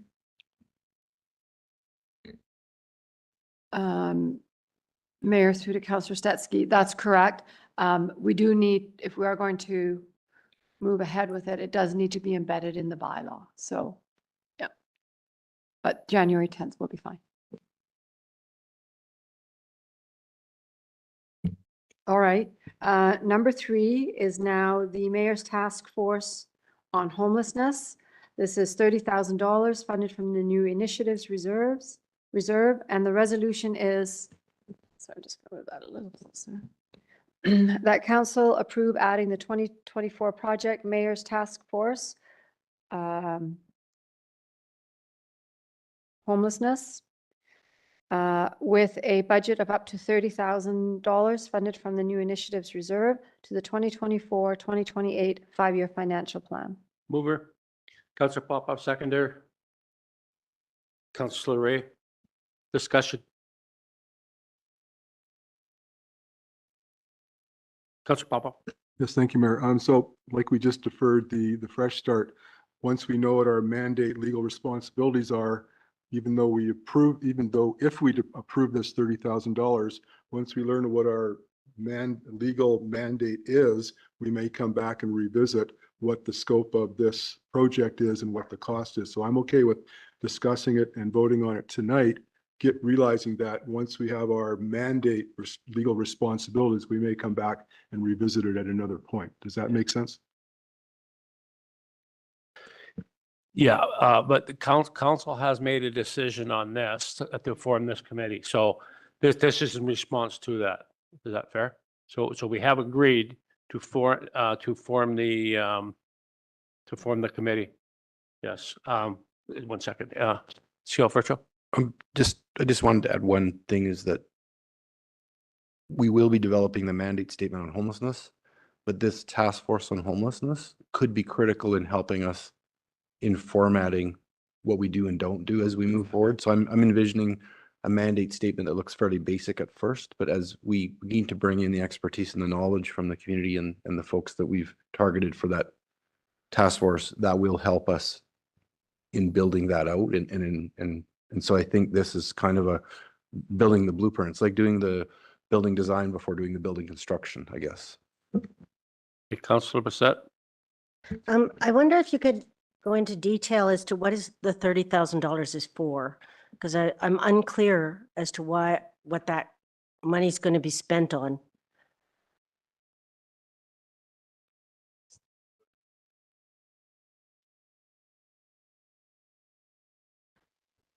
Because the way the Mayor's Task Force is rolling out, I don't know that the money has been designated to any one specific thing. It's simply that we know that anything we're going to move forward on is going to cost some money. So looking at some of the expenses of meeting and writing reports and planning and stuff, I sort of just kind of encapsulated what I thought it would run and that would allow us to start some projects. But because the task force isn't actually meeting yet, I don't have any idea of what they will actually outline of what they want to do or what they feel is the most priority for Cranbrook to do. So I don't have budget lines or anything for it per se at this point. And if I could just add it, it could include some consultation expenses. And remember that the ask is up to, and at first there may be little to no expense for just meetings, but should we need to engage, advertise, consult, any of the things that you need to do to develop these programs in terms of engaging the community and council and others and doing the research, whatever needs to be done does have costs. So it just facilitates that capability. It's up to, it is not a $30,000 ask. Thank you, Okay. because I just was concerned like that we're not double dipping as far as staff costs and that, no. Yeah. Okay. And to be clear, we simply don't have the staff resources to run something like this right now. Thank you, Mayor. And just along the lines of what CAO Furtru said, so this is being funded from the reserve. So if it doesn't get spent, it doesn't get taken out of the reserve.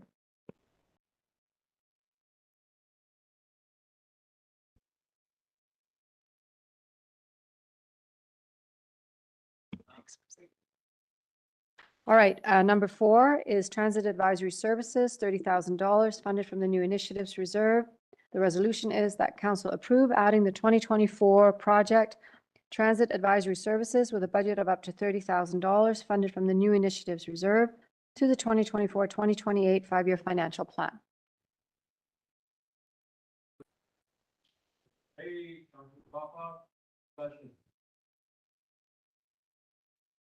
Can you give us a short description of this one? Because we've spent a lot of money on transit studies.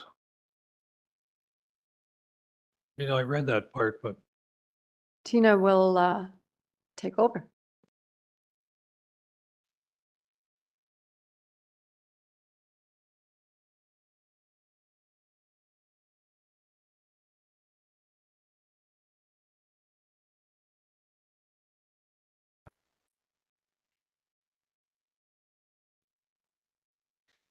So right now we have 2 transit initiatives going right now. One is the rural transit study, and this is the feasibility to explore the interest in integrating regional connectivity. And that's kind of got a couple parts to it. One is a small core piece where we're looking at connecting Cranbrook to Acom, St. Eugene, at the airport, and possibly even Kimberley.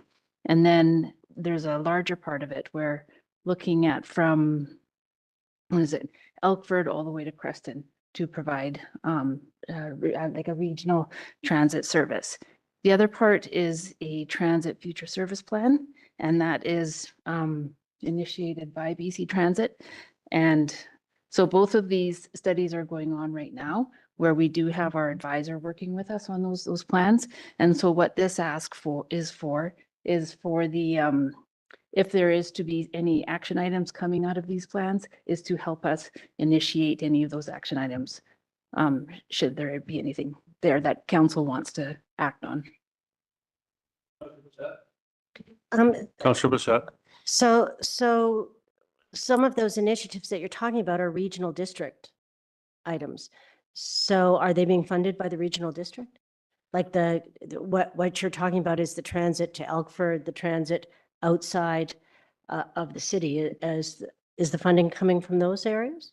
We haven't gotten to the funding part of those yet. We're still in the study mode of those of that project, and we will be connecting with the regional district shortly on what it is that they are able or interested in doing as well. Yeah, I make a comment there. I know sitting on the board, I've heard from a couple of board members represent various areas in the area here, and Cranbrook should really look at doing this, and getting the service up to the valley and up. And I don't think that's truly more of a benefit for Cranbrook than it is. Old people could come to Cranbrook, we understand where the benefit is. And, I guess just further to Councillor Blissett's question, this probably should be a regional district initiative. When you think about it, it's for the regional area. It's a study, yeah. Councillor Ray. Thank you, Mayor. So just a couple quick questions. So just to clarify, the ask is for up to $30,000. So correct. could be less. It could be less, it could be nothing. Could be nothing. And coming out of a reserve, sorry, I've just coming out of reserve funds. Yes, that's I just switched pages, so I can't see that right now. And, I thought in the decision package on page 2, the benefits of the request representing Cranbrook's best interest where subject matter expertise is required, advice for transit-related issues, planning, decision-making, guide in understanding data analysis, system performance, current trends, increase in internal staff's knowledge. I think those are all valid and valuable. And I think this would be an important resource to have available. And as it says, up to $30,000, could be as low as zero. CO Virtual has a comment. I think Councillor Ray just handled it. So in the decision package, we have the more fulsome descriptions and so this one, not to be confused with the studies that were grant funded. One's grant funded, the other is driven by BC Transit. It's simply, we don't have that type of expertise on staff to represent the city properly. And that has been the experience of Cranbrook in the past, why the BC Transit Service was in the shape it was and left alone for 10 years is we just don't have that expertise on staff. So now that we've been driving some of these changes around transit with looking at on-demand transit and the all the work that was done recently on optimization of the routes, that was all thanks to this council giving us the resources to then have the expertise through this resource that drove those changes for Cranbrook. And then further to that, getting this grant for the rural transit study and getting this other study going. It's just without that expertise on our side, we'll kind of fall back again from where we were. And as was mentioned, it's up to again. Thank you, Mark. Councillor Papa. Great discussion. Thank you. So the regional district should cover all of the rural transit study pieces. We do pay into the regional district, so we will still be partially funding the rural transit study for both the Account Airport piece and the Elkford to Creston. That's definitely needs to be done by the regional district. So I wouldn't support that piece. And therefore, what's the up to for the 2023 transit future site plan, which is what I'm strongly in favor of, and we absolutely must do that. Councillor Popoff, through the mayor. Yes, so you are correct. The rural transit study is 100% grant funded. That's something that the city did apply for, but it was on behalf of multiple agencies, which included the airport, which the city does own, which is a really strategic interest to see how we can increase ridership and revenue from the airport. And then also working with our neighbors at Occam just to see if there's some strategic partnerships that could happen there. If there are any regional initiatives there, we are going to be reaching out to the regional district along with all other regional district communities to ensure that if there is any type of service in the future, it would be certainly an equitable cost. So the study itself is not coming out of this budget whatsoever. It would be if there are any recommendations that come out of that rural transit study that Cranbrook Council will be engaged on. And if Cranbrook Council thinks that it's in the city of Cranbrook's best interest to participate in a regional model, then we would have this person as a consultant resource to express our best interests even around the regional district table. So that would be somebody looking at for our best interests to ensure exactly what you're talking about. Yes, and thank you, Mike. And we do contribute to the regional district fund. So if the regional district takes it on, we're still providing our cost towards it and therefore achieve the same goal. So we should not be paying the city directly for any of the rural piece, that all through the regional district, which we fund for. So. Absolutely, and that's a consideration to see, through this initiative, could we provide more service to the city of Cranbrook and our taxpayers through something that the regional district could fund. So it's rather than the other way around of us funding something that's for non-city taxpayers. And then the second item that I think the most important thing on here is the regional, or is the transit future service plan.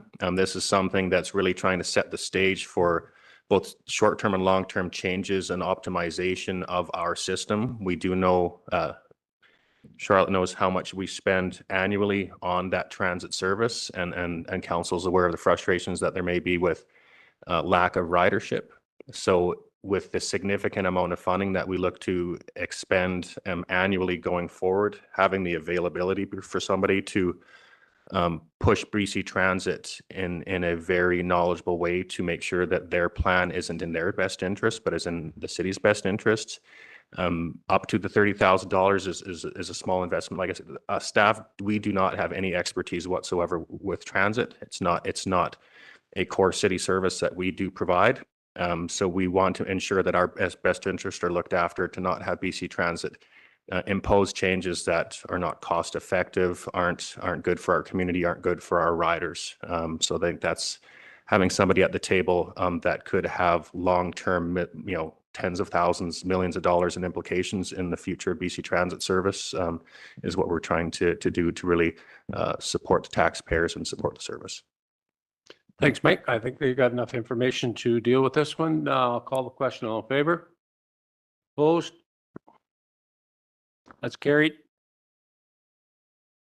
5-2. Would you like your objection Recorded, please. recorded? Okay. Councillor Graham is opposed and Councillor Blissett is opposed. Okay.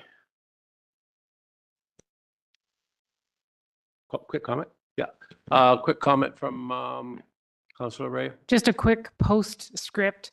I'm just concerned there may have been some confusion. This money is for a consultant to be an expert in our corner. It is not for either of the projects that were noted.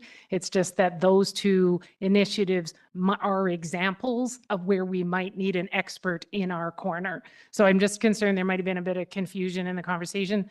This item that we have just passed is around having an expert in our corner in case we need them. Back to you, Charlotte, and I'll just caution, we do have a busy agenda tonight. There's still a lot left on the plate here, so, yeah. Thank you, Mayor. So item number 5 is the record supervisor over at the RCMP station. I do have Amanda here to answer questions. So the submission, the documentation for the submission is included with your package. So the position with benefits is expected to cost $102,000 a year. The existing full-time janitor position is being reduced to part-time, 50%.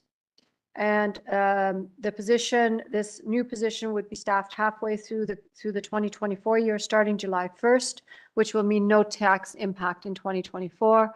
Will realign or the dollars from the full-time janitor position that's now going part-time. We will assign that funding, the balance, the 50% to this position for 2024. And then the proposal is to smooth that, the tax implications of this position in over 3 years using RCMP surplus dollars on a declining balance until the position is fully funded from the from taxes in 2028. Thank you. So you want to make the motion, Charlotte? Yep. So the motion is that council approve adding a permanent full-time record supervisor at the RCMP detachment, funded 50% from taxes starting in 2024 with a gradual tax funded phase in of the balance over 3 years. And further, that council approve funding the declining balance of the non-tax funded portion from RCMP surplus in 25, 26, and 27. Thank you. Got a mover, please. Councillor Statsky, Councillor Ray, discussion. Councillor Statsky, Councillor Graham. So just quickly, I see that this position potentially is going to help when our pilot project with body cams on all of our officers comes to Cranbrook. Any idea of the timing around that yet?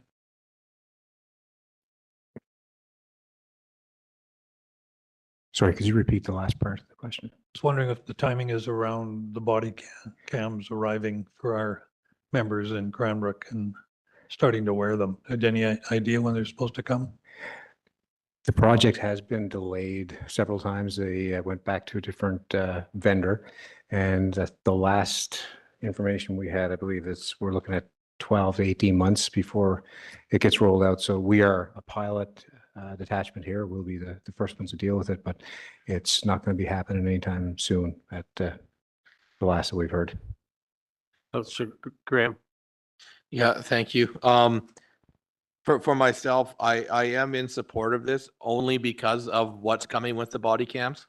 And I feel like this will give us a bit of back support until that comes, because I don't think we fully understand what is going to be required with those body cams. And the stuff I'm hearing just from other sources out in Ottawa is it's going to be a lot of work. So I think that that would be one of the reasons why I would support this, because it's going to be a lot, and it's not just strapping a GoPro on the steps and then out you go. So I think that this might be able to help with some backlog, and then when that rolls in, look out. Councillor Ray. I really appreciate the efforts that have gone into making this initiative as cost effective as possible and as affordable as possible for the city taxpayers. And for 2025 to 2027, looking at a 0.06% tax increase each of those 3 years, I think I appreciate all the work that's gone in to put this important initiative forward and to make it as cost effective as possible.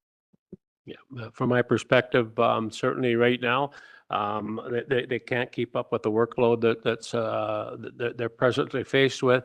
I agree with Councillor Graham. We better be ready when the added work's coming. It's coming.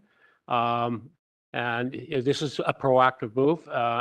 It's to get us caught up again and be in place and ready when it comes in, because you won't have time to scramble and catch up when it comes. And again, as Councillor Ray had mentioned there, you're doing it in the most cost-effective manner. I can see it happening now, so I'm in full support of this. Any further discussion? Call the question. All in favor? Opposed? That's carried unanimously.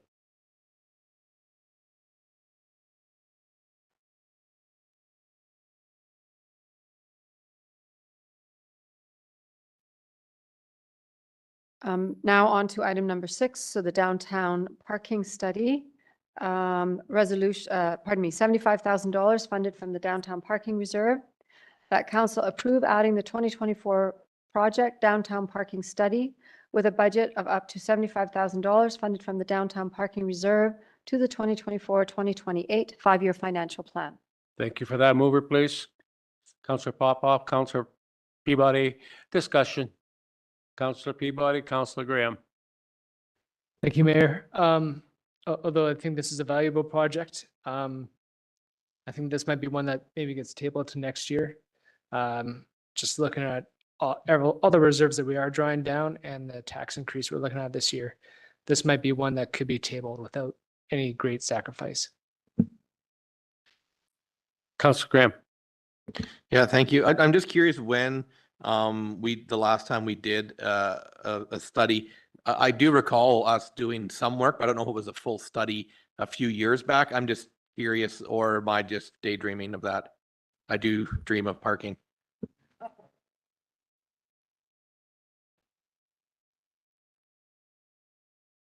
Keep finding one that works. Councillor Graham, through the mayor, I'm not aware of a study that we've ever done at this level that really looks at the parking needs assessment and then the methodology by which we utilize it.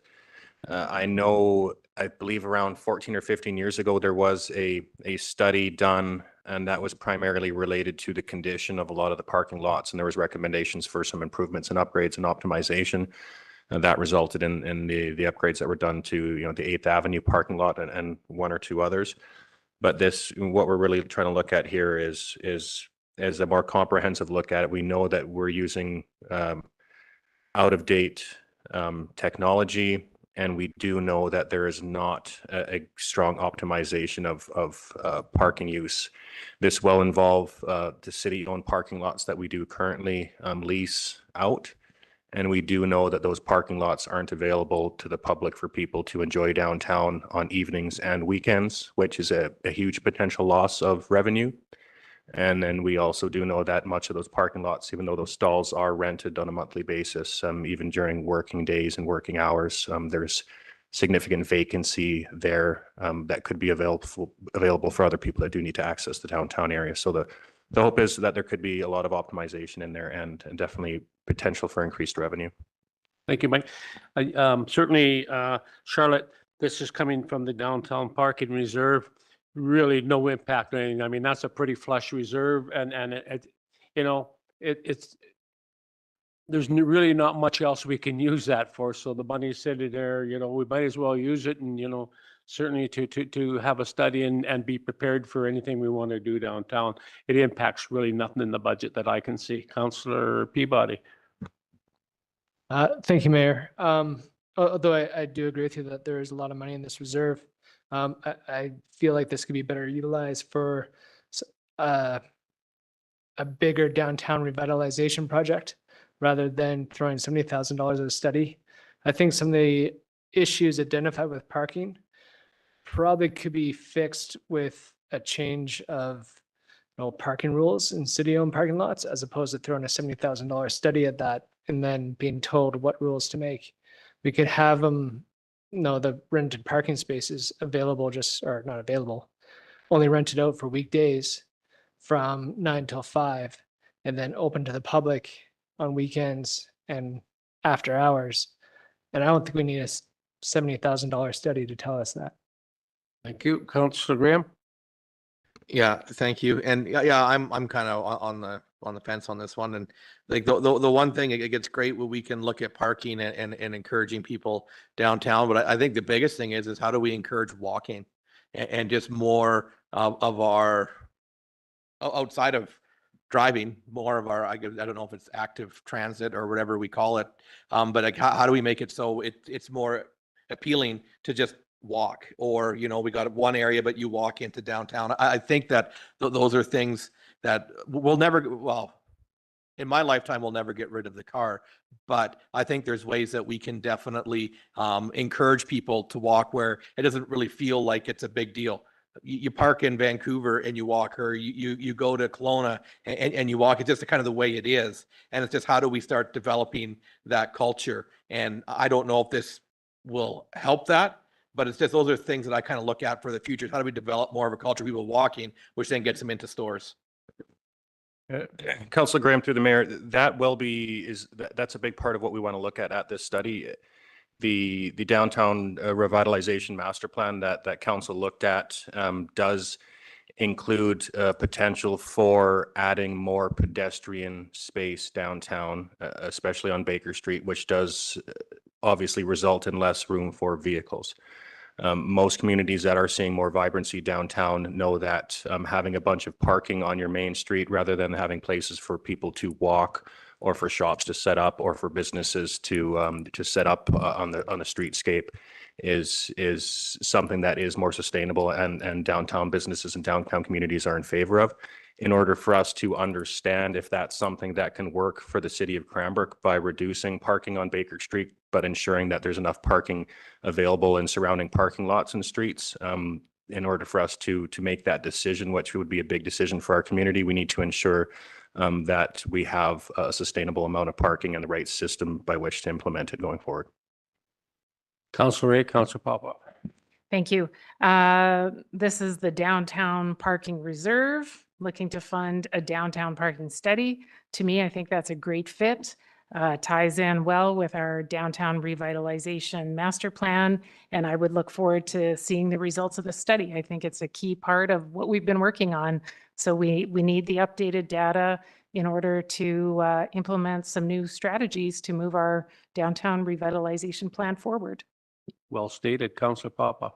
Yes, thank you, Mayor. Councillor Ray said it exactly the way I would have said it, only better. Very good. Seeing no more hands for discussion, all in favor? Opposed? We have 2 opposed. We have Councillor Stetsky and Councillor Peabody opposed.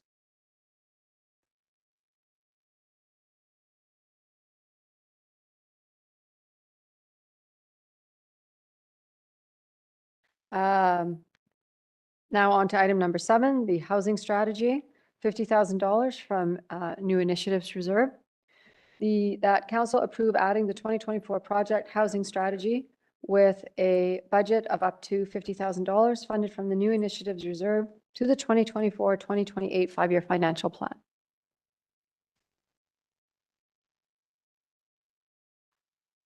Councillor Ray, Councillor Graham.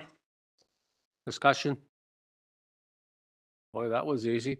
All in favor? Opposed? It's carried unanimously. Item number 8 is the revitalization beautification item. This was an item that there was some discussion about in November. And in November, we were funding it from taxes. We have had a discussion about the funding it from the downtown parking reserve. The parking reserve, it is eligible for funding out of the parking reserve. So that is a change for council's consideration. So I did make a note that the downtown parking reserve is expected to have a balance of $713,200 at the end of 2023. The annual transfers to the reserve are estimated to be approximately $80,000 net of parking revenue and interest earned on the reserve balance. The allocation of $50,000 per year towards revitalization beautification will reduce the annual transfers to the reserve of about $30,000. The resolution is that council approve adding the 5-year project, 2024 through 2028, revitalization beautification with an annual budget of $50,000 funded from the downtown parking reserve to the 2024-2028 5-year financial plan. Mover, Counselor Stetsky, Counselor Popoff. Discussion. Counselor Graham. Yeah, thank you. I'm just trying to find the original, just more of the background on it. I do have a couple questions, but because I wasn't here on that of November when I had to jump off the meeting. Do you have it handy there, Councilor Popoff, or no? Well, I just have that one sheet. I was just going back to the 15th meeting. Was there more background than just what was presented tonight? Councillor Graham, it's 1 page, decision package, revitalization, beautification. Is this the page you have? That's what I have. Okay. Yeah, that's So all. I guess my question and concern is, I do understand that it is funded through reserve and that there is really no implication. But sometimes when we have those whether it's art installations or things that are rolling through, they can be quite contentious with people, and there's not an understanding that we didn't buy it. You know, whether it's some weird looking sculpture that's a Dawning City Hall for 3 months, or it's all in the eye of the beholder.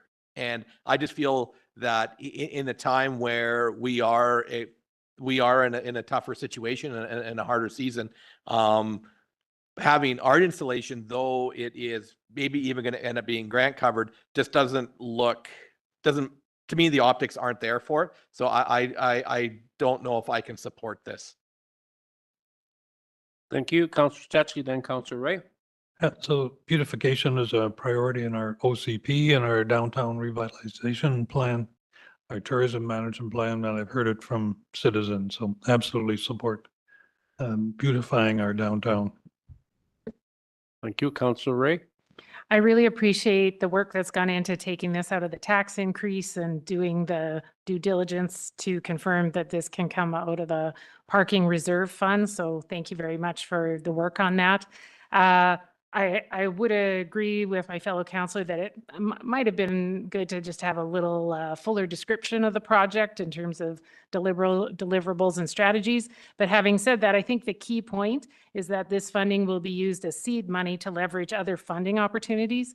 And I would suggest that, you know, this is a key part of having a vibrant community is having art installations or whatever this may look like, whether it's flowers, art, who knows? That's not really my specialty, but there's folks in our community that is their specialty.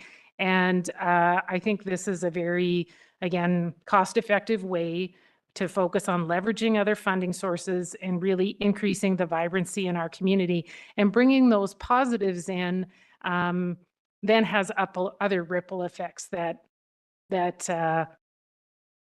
encourages other positive initiatives in the community. So I'm in support of this. Thank you, Councilor Bissett.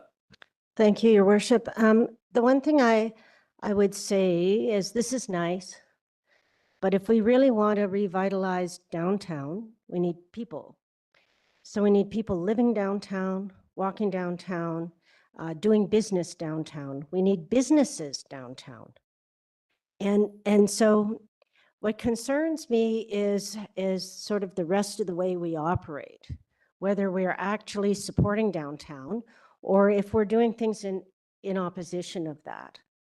And, you know, the other night it came up about a charger out at Elizabeth Lake. Well, that's not in line with this.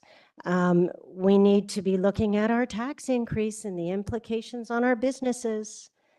Because if we don't, we can put all the flower boxes and art installations we want downtown, but if we don't have the businesses, we don't have a downtown.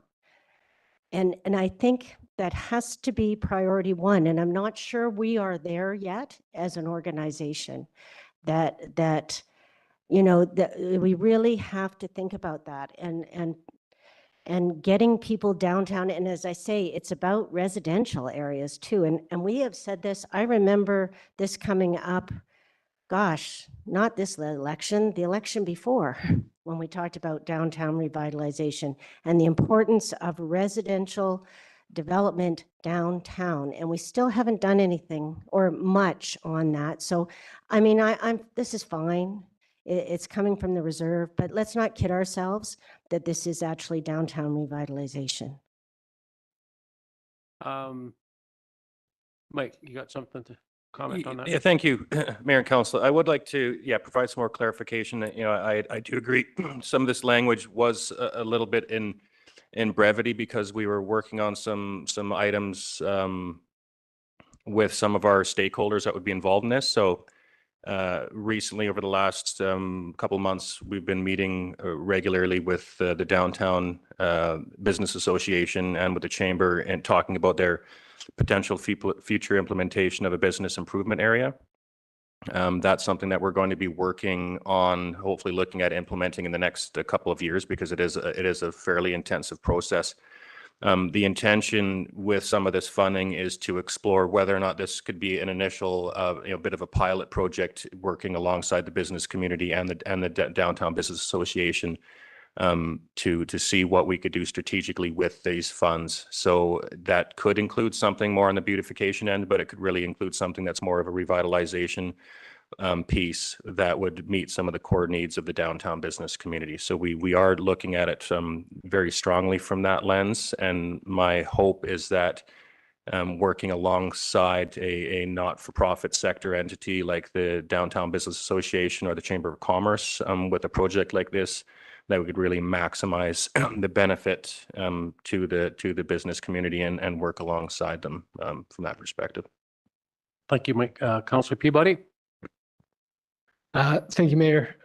I think if this money is approved, I think the majority of it should go to trying to develop that business improvement area and not so much towards the beautification.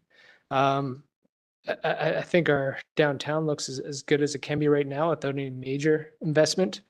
But this business improvement area, you know, when we get to that point, that's when we're going to be able to actually have a separate organization that raises money and funds for the downtown.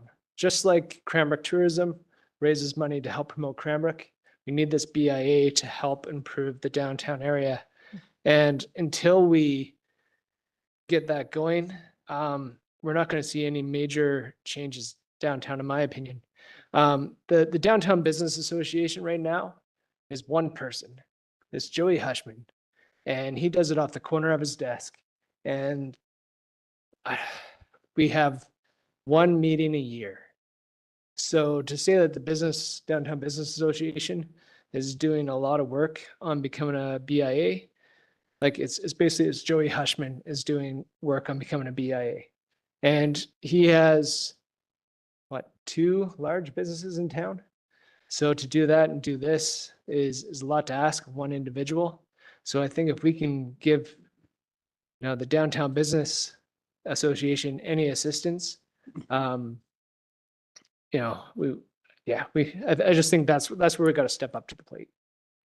Thank you for that insight, Councilor Peabody. Councilor Papa? Yes, thank you, Mayor. So last time I was talking with Joey, he's hard to find nowadays because he's so busy, but where are you at with exactly what you're speaking about, Councilor Peabody? It's like we're nowhere and we're losing ground rather than gaining ground. So while this would be valuable to put towards any kind of enabling support for what you're speaking about, in the absence of that, we talked at our strategic planning way back at the beginning when our council first formed. You know, our strip is ugly. We have weeds all over the place, blah, blah. And we went into why there doesn't seem to be pride in our community because it doesn't look as beautiful as it should be. So while it's a minor attempt to move forward, I think in terms of gardens and murals and getting rid of the weeds and everything else, it's a valuable piece that we can do. There's partnership opportunities to really explore that. And then if and when the DBA starts to build some traction, how do we then make some pivots and start to really engage with them? So I support what you're saying, but in the meantime, we have other community pride in our community things that we can start working on. Thank you very much. With that, I'll call question. All in favor? Opposed? That's carried unanimously.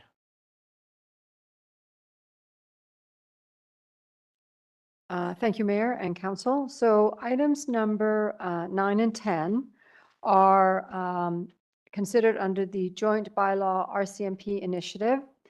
And up first is the ask for a bylaw officer, and then the second ask is for the community engagement coordinator. So I wonder if, yeah, so maybe I'll call the resolution on the bylaw position first. And then council can start the discussion. And I wouldn't worry so much about what if you merge into the second discussion. We'll pull up that resolution or that recommendation. We'll keep the discussion to the bylaw. This Sure. first discussion. Thank you. Okay. So the resolution is that council approve adding one permanent full-time bylaw enforcement officer funded from taxes starting in 2024. Mover, Councilor Ray. Councilor Stetsky, discussion. Councilor Graham. Thank you, Mr. Mayor. I have a few questions around this.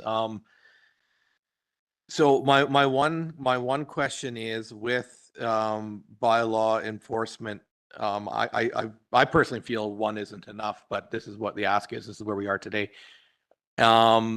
When we're looking at these positions, is it a unionized position?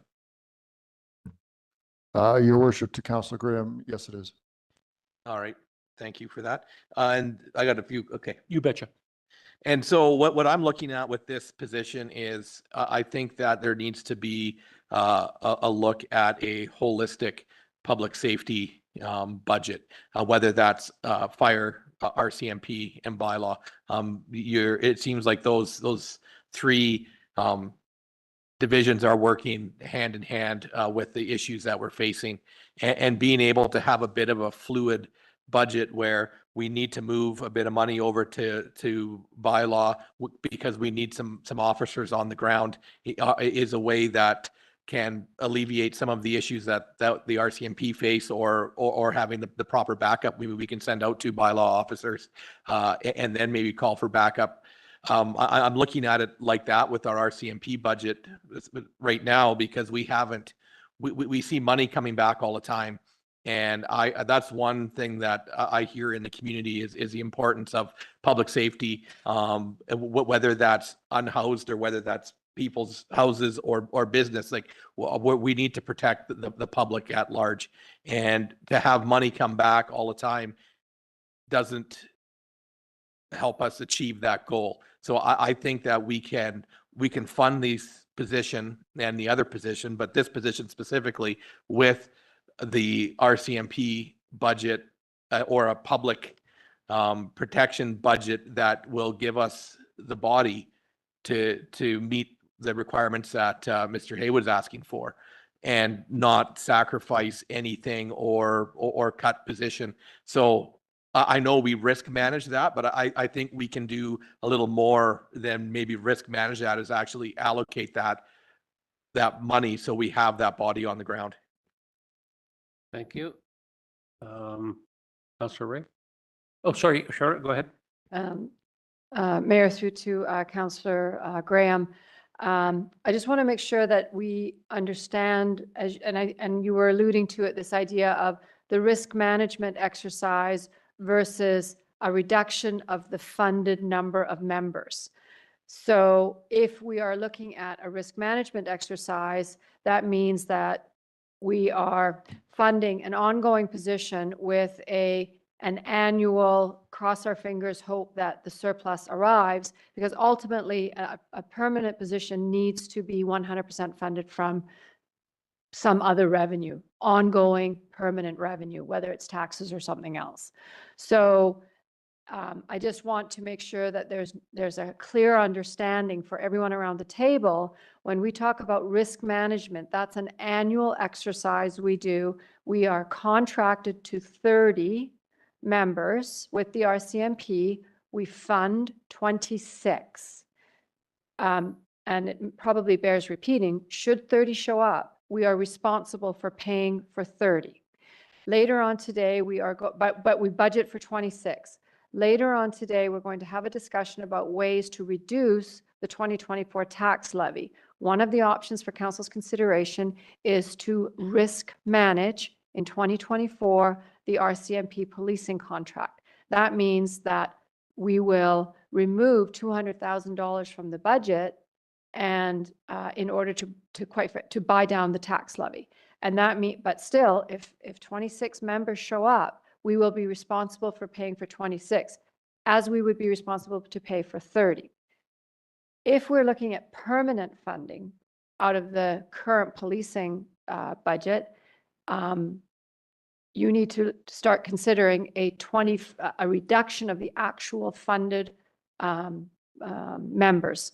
So whether that means down to 25 and we go, we have that buffer of up to 29. So just want to be very clear on the difference between those two areas. Just a supplemental to that, if I can. Yeah, thank you. And I am aware of that. And I think that the discussion, Staff Sergeant Graham is here around that is if we do make the move to 25 and it gives us this permanent secure funding, I don't mind that because it's still public safety. It's still getting us a real, well, we'll get to there, community engagement person, as well as it gets us a bylaw enforcement. It's not like we're saying, hey, Staff Sergeant Graham, we're going to take some money and then we're going to use it over here, which has nothing to do with public safety. And I think that is a critical thing. And if we don't choose to do that, but risk manage, so it's just underfunded. So just underfund the one position for now. Like we've been 8 years where we haven't had maximum capacity. So I would be quite comfortable even in that world as well, because if we do hit that number or we do get 29, we're in really good shape. And I don't see that happening. So I'm fine either way, but I just like to see that money, making sure that it goes to public safety. And I know in a roundabout way, if we buy down the tax, it could as well, but it's just more earmarked into the public safety dollars. Councillor Graham, through Mayor. I appreciate that you're very well aware of what I've laid out, and it's often just, for additional clarification for everyone who's listening. I also, we've been 2 or 3 years now with this surplus contract of 4, 1 year with the 4. And I know that, Staff Sergeant Graham can probably speak more eloquently to it than I can, but I know that the recruitment for new members, there was a struggle during COVID, and if that were to start picking up again and we start to fill those 26, and because that could happen. So the way it's looked for the last 8 years, things have changed. Things are not exactly the same as they have been in the last 8 years. We now have this additional 4 that we are responsible for should they show up. And there is perhaps, and Staff Sergeant Graham can speak to that, a more positive outlook coming out of depot in the years to come. So I'm only cautioning that if we are going to, and maybe I'm misunderstanding Councillor Graham, but if we are going to consider funding 2 permanent positions from surplus, from RCMP surplus, that would concern me a little bit, with no plan to ultimately get it in 100% funded from taxes. That's just my opinion. Thank you. Councillor Ray? Staff Sergeant Graham may have a comment on that. Yes, Sorry. thank you, Mayor Price, Council. When it comes to this, Charlotte pointed out quite accurately that risk of going over, and we evaluate the risk between being under and going over. Statistically, we're looking at like we haven't seen in the records that I have going back 12 years that we've hit the 26, and now with those unfunded positions, we're able to balance things more. But we do actually have an ability to deal with any surplus. If for some reason we did have everybody show up, like say today, we're 2/3 through our fiscal year and we're at 21.32 of 26 salaries today. So even if we had 10 more people show up till the end of the year, that impact is not going to put us over budget this year. There's a lot of movement. We're a mobile organization, transient, if you may. And we can run hard vacancies. We may face external pressure based on, Charlotte said, recruiting. There may not be people available. If there's not enough to meet the retirements, the district or the province may say, we're not giving you the person for your vacancy. We can decide to do it ourselves. We can second people out to reduce the budget in any given year. There is that risk, but there are things that we can do to actively manage that, especially with vacancy management, to keep the numbers down. Thank you very much for that, Barry. So we have Councilor Ray, Councilor Stetsky, Councilor Brissette. Thank you. Councilor Popoff, too. Just briefly, I think we are all very aware that safety and theft are identified as key concerns in our community, and that's been ongoing for some time. And that affects individuals as well as businesses, which again, I think everyone is well aware of. And I think sort of the question's been asked in the community, well, what is the city of Cranbrook doing about this? This is an innovative project with two parts that are interdependent with each other, with a focus on being as cost effective as possible. So I think this is a really important initiative. In addition, our bylaw officers are dealing with things now that they haven't dealt with in past years. So to me, it makes sense that we look at supporting the additional work and the uniquely challenging work that they're now doing. But I think we also need to be aware of the risk of burnout, that if we were to not support this type of initiative, you then risk burning out the people that you have in place right now. And then you're really back at zero. So I think this is a really important initiative. Thank you. Councilor Stetsky. Yeah, thank you. It's been a difficult year for bylaw, of course, with most of your time spent working with homeless people. And I think there's a fair bit of support in the community for an additional bylaw officer with the expectation that they'll be able to get back to enforcing city bylaws. And I hope that's a focus of the new position. Councilor Brissette. Thank you. I don't debate the need for this, but I'm wondering about the funding source. And the regional district has recognized that Cranbrook is dealing with the social issues of our valley. And I would think that might be worthwhile for us to approach the regional district on funding this position, because they do know that Cranbrook is bearing the brunt of these social issues. And I'm hoping that there would be a willingness there. And I think this is a very concrete thing that we could approach them to do. So I think we should pursue that. I don't think we have so far, but, and then we wouldn't have, I get concerned about, the long-term implications of more staff, and we see that every year with our tax increases and WCB rates and that. But I wonder if we might be able to, get this position filled, but look at the regional district to fund it. Very good point. And certainly, being on the board, I recognize that they do recognize that their communities are contributing to our social problems in Cranbrook right across the board there. So yeah, and just earlier we were talking about new and innovative ways, to generate some revenue to pay for some of these new problems. So Yeah, you're spot on. Very good suggestion.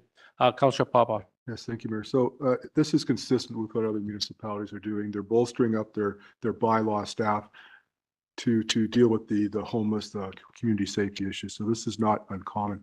I guess a question for Mark.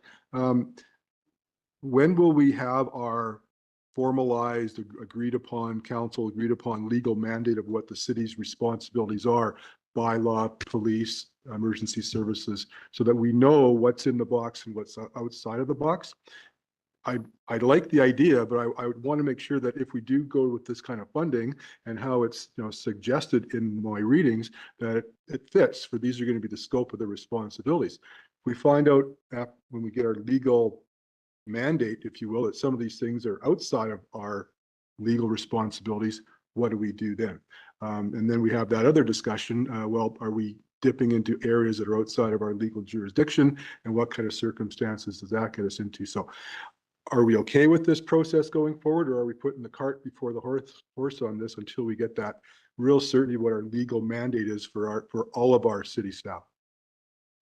Mayor Price, through Councillor Popoff, I guess what my short answer to that would be is that whether we believe some of these, the manifestation of the mental health and drug addiction and the crime increases in the community, it's those are the things that are creating some of the drivers towards what we're trying to address here with the bylaw and the RCMP, and whether we feel those are in or outside of the scope around the homelessness services, I think is a little separate from what, like, they're intertwined, but I think this is more to address some of the immediate needs of the enforcement side that's lacking in the community right now, that's impacting residents. So I think there's more of an immediate need here. And yeah, Councillor Graham, more comment? Yeah, thank you. Just something there maybe for Staff Sergeant Graham. Right now, so do we currently right now have 26 officers? They're just off, or is there actually like vacancies right now?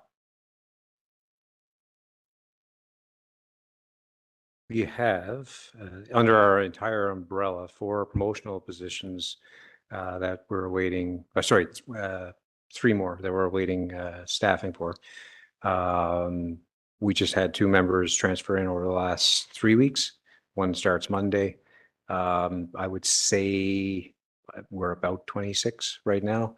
But again, like, we have people off for other medical absences I can't really get into details for, and other absences we know that are happening. So maybe I would have better prepared to look at the roster, what it is today, but probably like 25, 26.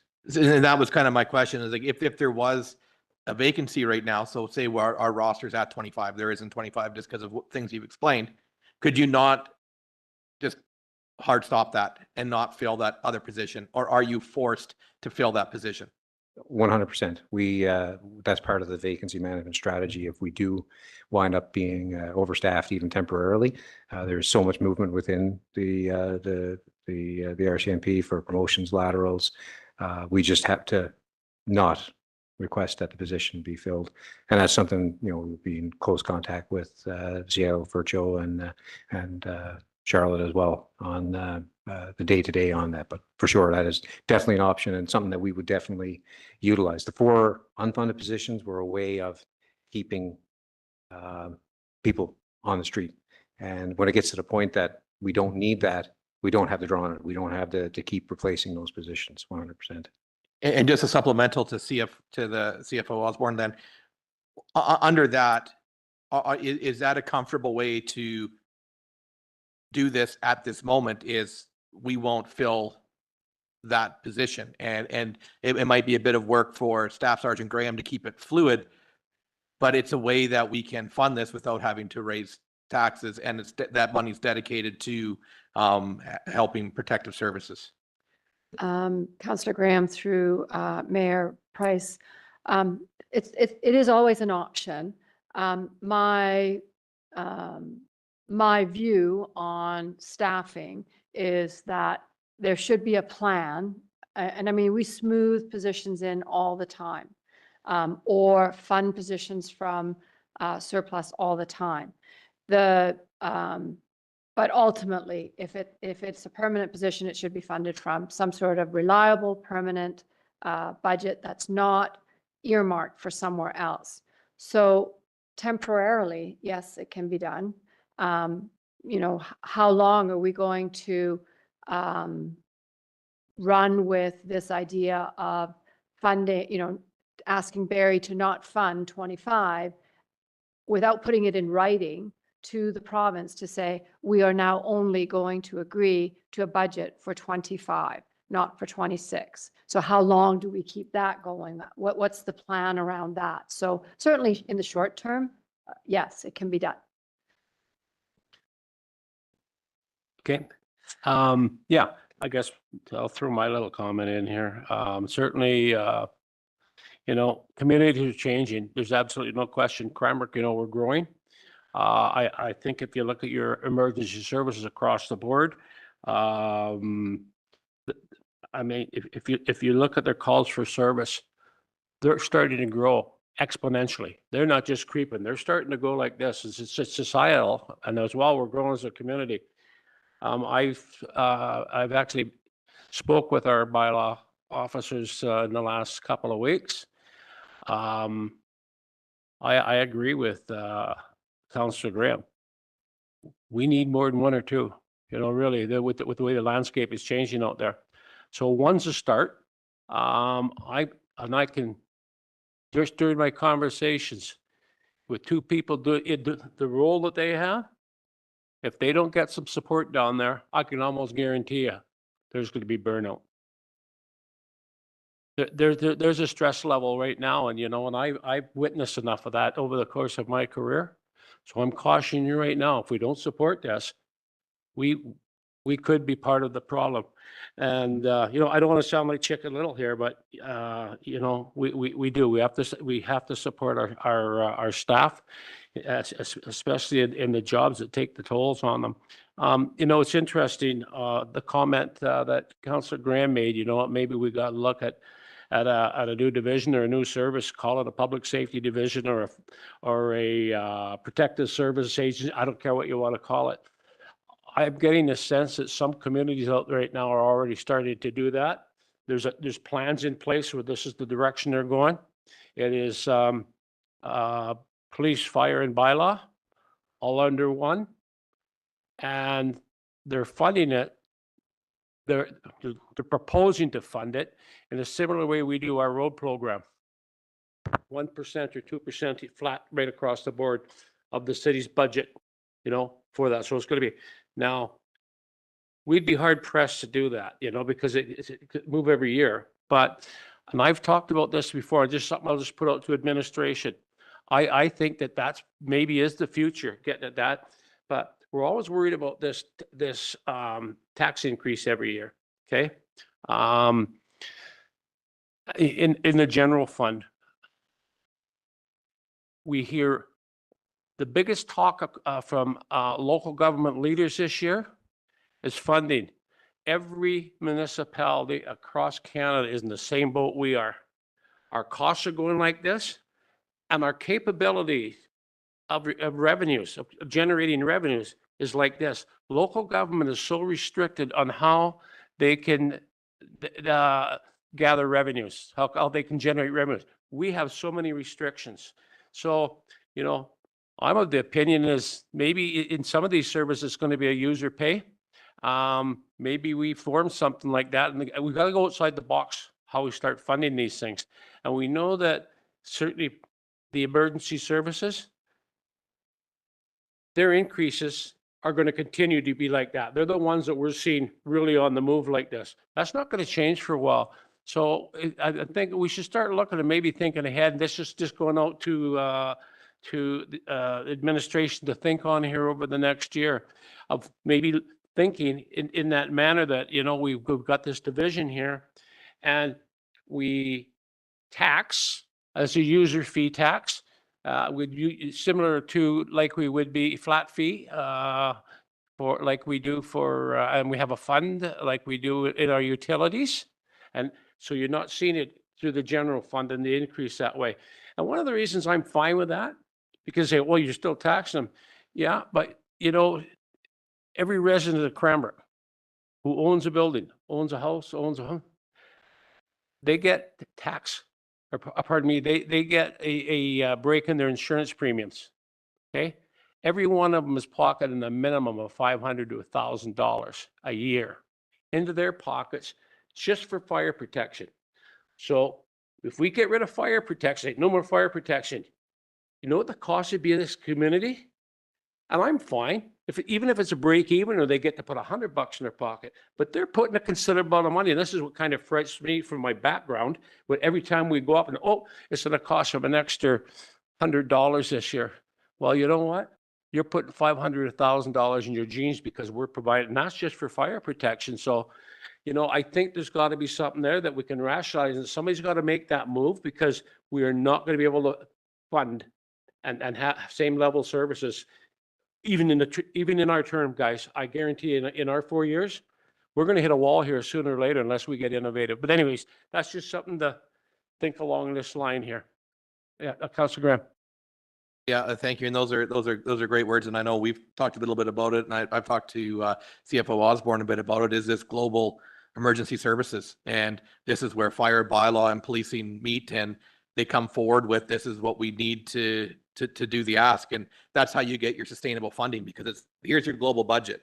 Now you guys work out where it needs to be and how it's allocated.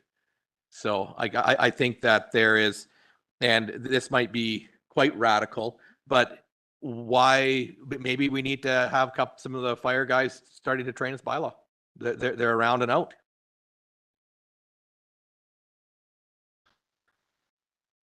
I won't ask for comment from you on that one, Chief Driver.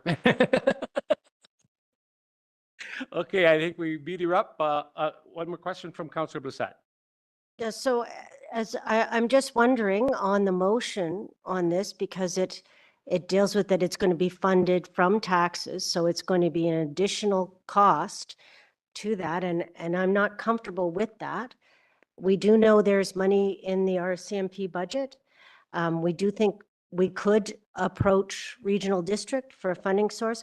So I'm just not comfortable with saying funded from taxes. I can't add on to the 8.6 with this. So I'm wondering about another resolution is where I would go on this. So I guess we vote on the one that is present and see how that goes. And then depending on the results of that, maybe look at an alternative funding source if it's defeated. Everybody good with that? Okay. I'll call the question. All in favor?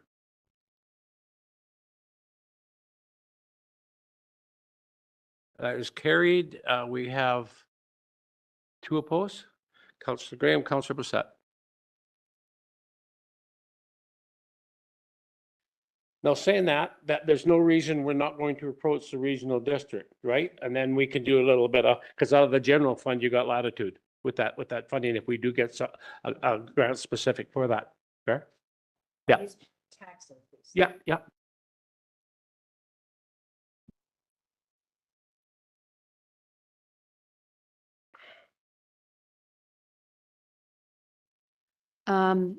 Mayor, through to council, thank you. So just around this discussion around the RCMP or the policing budget. So later on in the agenda, we are going to be having a discussion about options for reducing the tax levy in 2024. And one of those options does include risk managing the RCMP budget in 2024 by $200,000. So I think it's, a lot of words, but all saying the same thing. Floor is yours, Charlotte. Thank you, Mayor. So the next item is the Community Engagement Coordinator. This is part of the Joint Bylaw RCMP initiative. This is item number 2 of 2. And the resolution is that council approve adding 1 permanent full-time Community Engagement Coordinator at the RCMP funded from taxes starting in 2024. Mover, please. Councilor Popoff, Councilor Rape. Discussion. Councilor Graham. Thank you. My discussion points are the same as the last 20 minutes of my previous one. Counselor Popoff? Yes, thank you, Mayor. So during that last 20 minutes of conversation, I believe, Staff Sergeant, you said that you're hopefully you're going to be bringing on another 2, 3, 4 RCMP members in a very short time.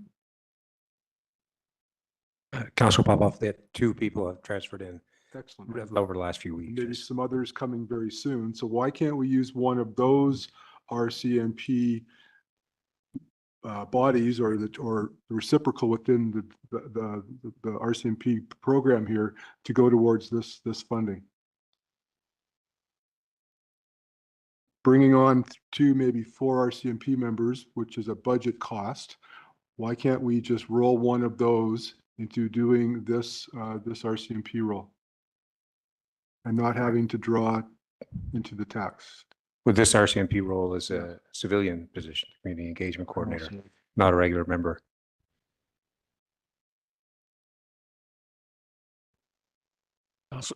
Counselor Ray? Thank you. Again, I think this is a very innovative project that's been really focused on being as cost effective as possible, using, as you've mentioned, a civilian position, allowing admin workload to be shifted from the community policing constable over to this community engagement coordinator. And that's going to free up the community policing constable to be able to attend with bylaw at our encampments. So I think that's a really important enhancement to the approach we're taking. And as noted in the proposal, if this moves forward, it means we won't be spending $50,000+ on private security, because we will have a fully trained, fully equipped RCMP member in the position of the community policing constable who's able to go with bylaw. So again, I thank you for all your work on this innovative project, and appreciate, that it's aiming to be very cost effective as well. Anything further? Counselor Bassett? So further to what Councillor Ray just mentioned, if we're going to offset the cost of what we're already spending on security, then why would we tax for an additional amount? I realize it's not the same exactly, but again, it's my same point as before. I'm wondering about the funding of this. I'm not saying the work doesn't need to be done, but I do think we have some room in order to not increase the taxes for this position. Whether that's from the RCMP budget, whether that's also from our existing bylaw budget. I'm not sure. I don't know the intricacies of it all, but I just wonder that there isn't some room there in order to fund this. I understand it's a staff position, so there's some problems with that. But again, as we've mentioned, there is some room in the RCMP budget for sure.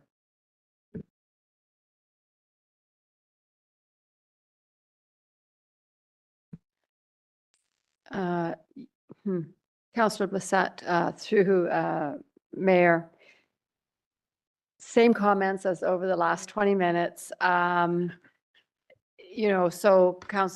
Staff Sergeant Graham has 4 new members coming in. If his utilization rate of members is at 21 and he's got 4 more coming in, there's usually some in and out, but so now he's inching up closer to his 26. So, which is what we're contracted, sort of to pay for. So, I don't know that that's the place for it. But what I would say, just in terms of some of the cleanup that has been happening in 2023, we didn't budget for that in 2023. So it is an overage in our department, in that line item, and security. No budget for it. Yeah, no. So, but those budgets have been, the cleanup has been increased in the operating budget for 2024, but not for security. So other areas that might have been resulting in a surplus in 2023, maybe, X wasn't spent, we'll cover the overage. But, in some of those cases, X wasn't spent because we specifically held back on X because we knew we had these overages. Thank you. Councillor Graham. Yeah, thank you. And just to maybe build off of what Staff Sergeant Graham kind of alluded to and what Councillor Blissett is talking about, I've been around the table 9 years. We've never had 26. We're saying we're maybe getting close to that. So what does it look like when we're now fully staffed? Like what does that look like compared to always trying to kill a penalty? Now you're on a power play. What happens there, and how does that change the scope of some of these issues that we're facing with bylaw? Excellent question. At any given time, we could have 32 people as there's people crossing over with exit entry. It's all about the addition of the full-time equivalent over the year. So each month it's 0.08 of an FTE, and like a general manager of a hockey team, you're looking at trying to keep everything on track throughout the year. So right now, if we have 26 people coming to work, we've only built up 21.3 or whatever FTE. We just need to stay on top of that and cap it. Like we have those 4 extra positions. We're not looking at spending the 30. We may, if we're tracking toward 26 or 27 at, say, for November or December, then in addition to running vacancies, we can second people to the detachments that need it, because we would be the unique circumstance. Just to cut you off, I'm more wondering, what does the level of service look like provided with 26 members? Like what would be the substantial change that we would see now? With extra resources available, we'll be proactive. There'll be more traffic work. I can guarantee you the traffic generated, impaired driving, speeding, the safety of the community is less when we have less people able to do the job, when you're not just running from call to call. So it will improve with the stable number of members, proactive when we're out dealing with some of these overarching issues. When we say that the community engagement coordinator will free up time for the community policing person, that comes with the full team. That's the enhanced response unit. So if the community policing officer is away on holidays, it doesn't mean that everything stops. There's a backup, whether it's a mental health liaison, one of the other members of our enhanced response unit. So it's far more strategic when you have enough bodies to do things and you're not killing the penalty. We will be able to provide a better service.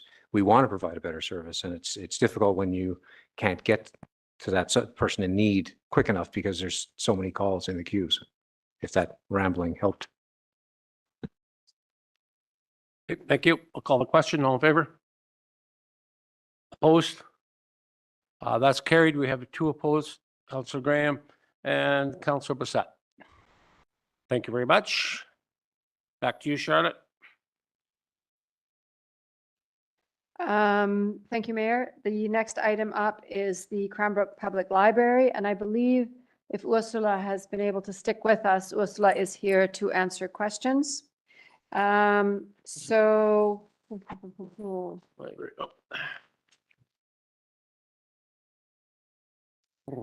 the resolution, there are 2 resolutions for 2024 that council approve adding $33,847 in 2024 to the base operating grant, and it represent ongoing funding to cover increased overall operating costs. 80% funded from taxes, 20% funded from the RDEK.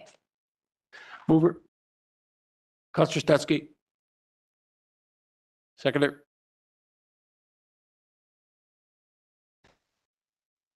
Seconder, Councillor Peabody. Question, yes.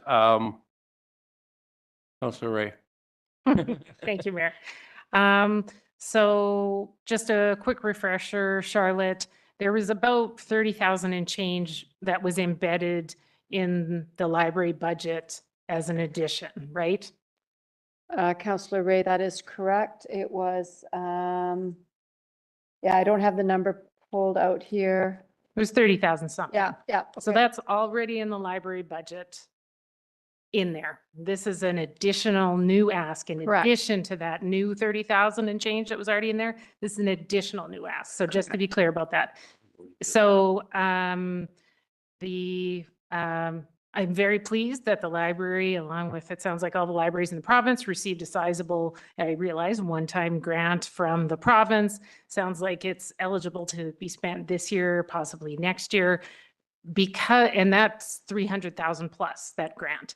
And we've spoken about this grant before, but because the library has that funding available, for this year, my preference would be that they have another ready funding source to assist with this additional new ask that has been added to the additional $30,000 that's already in the library budget. My preference, I'm inclined to vote against this because I would ask the library board to please use about 1/10 of the 300,000 plus grant they received to cover this cost increase. Thank you for that. Councillor Statsky. I'm going to ask Ursula to comment in a minute, but just, you know, the makeup of that ask, it's not anything new. It's insurance, it's employment benefits, technology licenses. So it's not like they're adding anything new to the library. And Ursula, if you want to speak to the applicability of the grant, which has come up around the board table. Yes, thank you very much for inviting me to be here tonight.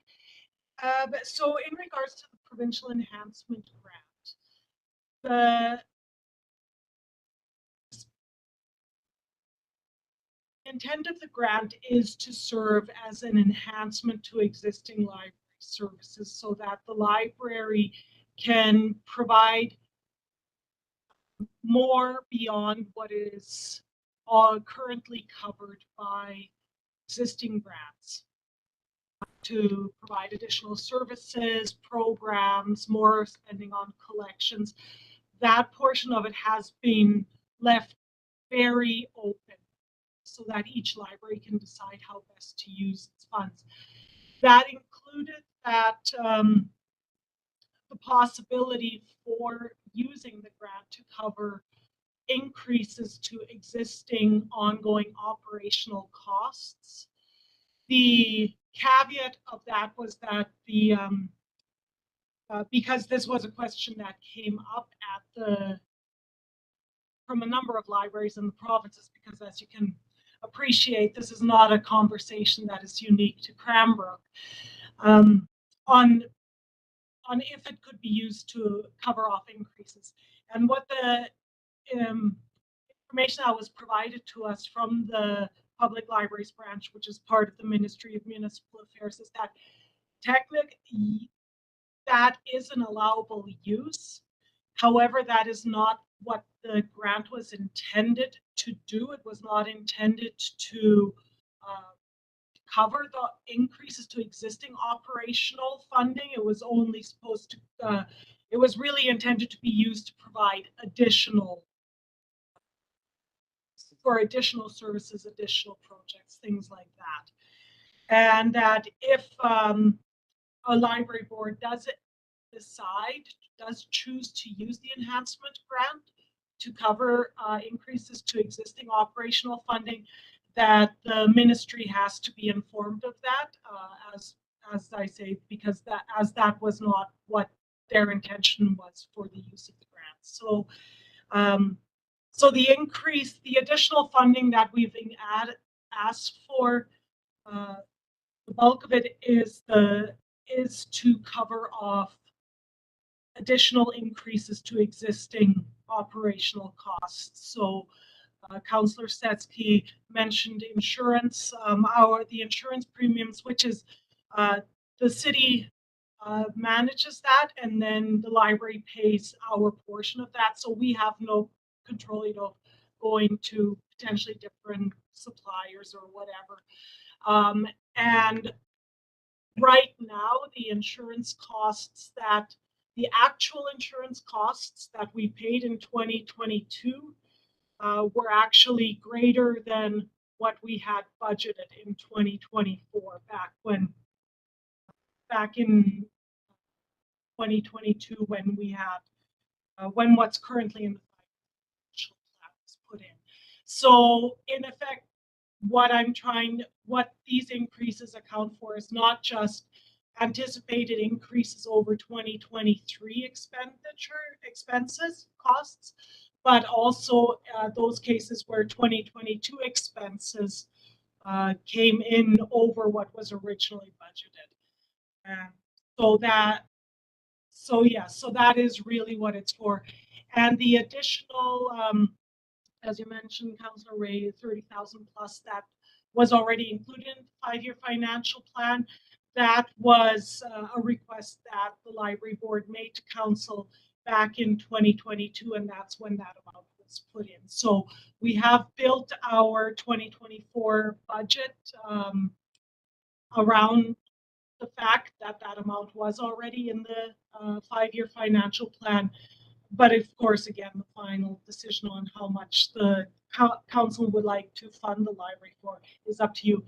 And then once the council provides those finalized numbers back to the library board will then look at its position and decide how to live within its means.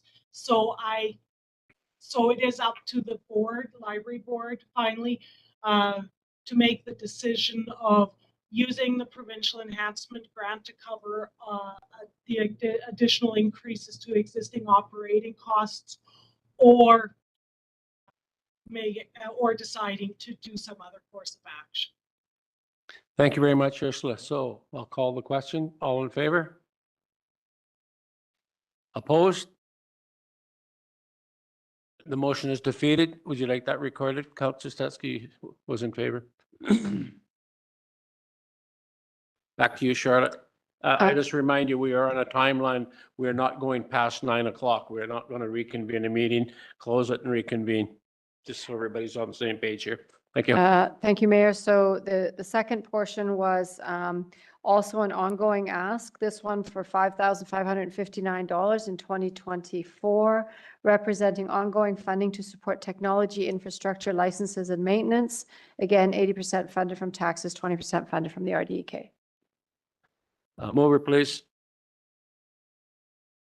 Councillor Peabody, Councillor Stetsky. Discussion. All in favor? Opposed? That's defeated. Councillor Stetsky, Councillor Peabody, we're in favor of the motion.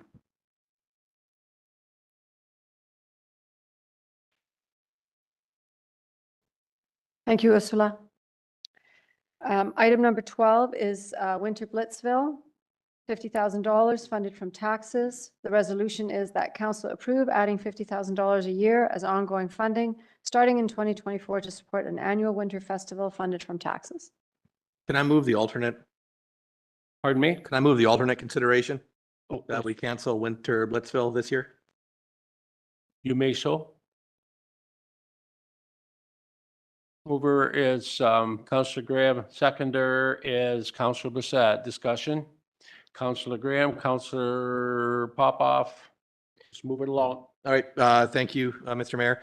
In discussion with a few of the outside organizers, it was mentioned that it might be worthwhile to postpone Blitzville this year as just with where we are sitting as a city and with our current budget constraints, and to maybe work on building some more hype around it for the following year. It was suggested that it might be a good year to take a pause, and that's why I made my motion this way. If I may just comment, I was contacted by one of the major promoter probably there, exactly the same comment. No problem at all. He understands the city's position financially this year.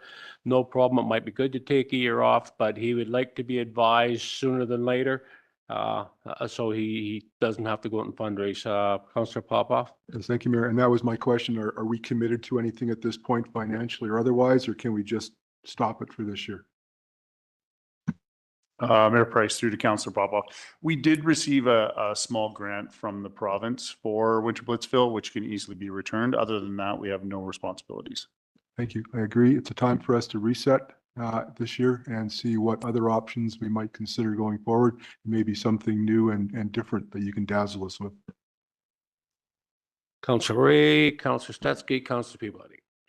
I have a suggestion that I'd like to share with management for management to take away and consider and possibly explore.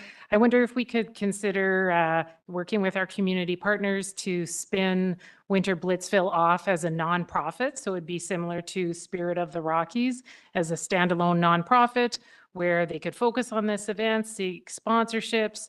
They could consider the economics of possibly charging. If there's 7,000 people who attend, if you charge $5 a head, there's a good portion of your budget. And then similar to how Spirit of the Rockies applies for a grant through our nonprofit stream, that this spun off nonprofit for Winter Blitzville could then also apply for a grant through our nonprofit stream. So I'd just like to share that with management, and if you could take that away and explore it. And I would love at some point to hear a report back about that as a possibility to consider. Thank you. Councillor Stetsky, Councillor Peabody. And it may have been answered, but I certainly don't support putting $50,000 towards it. Would the event still happen without that city contribution? And it sounds like one of the major sponsors isn't that interested either. So before we kill it completely, would the event run without our money? Mayor Price, through to Councillor Stetsky. We could possibly make the event run, highly unlikely in the short time frame and turnaround, and it would look nothing like it did in the past. So Winter Blitzville, like we discussed last budget, would not exist as Winter Blitzville. Yeah. Thank you. Councillor Peabody. Thank you, Mayor. It's interesting that we have, a lot of comments that came back that were against Blitzville, but we also have $25,000 in our budget for Canada Day that no one comments on. So I wonder if that Canada Day budget should just be wrapped up as an events budget, and we just have $25,000 a year for all of the events rather than $25,000 a year for one particular event. Thank you. Charlotte, you want to come? Take it for consideration. Yeah. Could you please read the motion back? Pardon me, that council approve adding $50,000 per year. No. Oh, I move the alternate that that council cancel Winter Blitzville for this year. Okay, everybody understands the motion. All in favor? Opposed? That's carried unanimously. And we'll say that a little later tonight. Multiple. Very good. Okay, Charlotte, back to you. okay. Item number 13, the Aquatic Center, structural column repairs, $140,000 from the Facilities Reserve. The resolution reads that council approve adding the new project Aquatic Center structural column repairs with a budget of up to $140,000 funded from the Facilities Reserve, and moving the dehumidification Western Financial Place arena budgeted at $400,000 to 2027. Mover. Councillor Popoff, Councillor Ray. Just before we go forward, Tony, is this a critical expenditure? Or sorry, would this be considered a critical expenditure? Mayor Price, yes, critical expenditure. Thank you very much. I think that helps determine, and it'll limit the conversation as well, I believe. I'll call for discussion. Seeing none, all in favor? Opposed? That's carried unanimously. Thank you. Item number 14 is the manual training school roof replacement, $60,000 from the Facilities Reserve. The resolution reads that council approve moving the 2025 project manual training school roof replacement to 2024 and increasing the budget from $50,000 to $60,000 funded from the Facilities Reserve. Mover, Councillor Stetsky, Councillor Bissett, discussion. All in favor? Opposed? That's carried unanimously. It's pretty easy, eh, guys? Item number 16 is the Gyro Park washroom, $210,000 funded from the Facilities Reserve. That council approve the updated budget figure of $210,000 funded from the Facilities Reserve for the Gyra Park washrooms, and direct staff to proceed with the project in 2024. Mover. Counselor Ray, seconder. Counselor Bissett. A discussion? All in favor? Well, I don't think I have this in my agenda.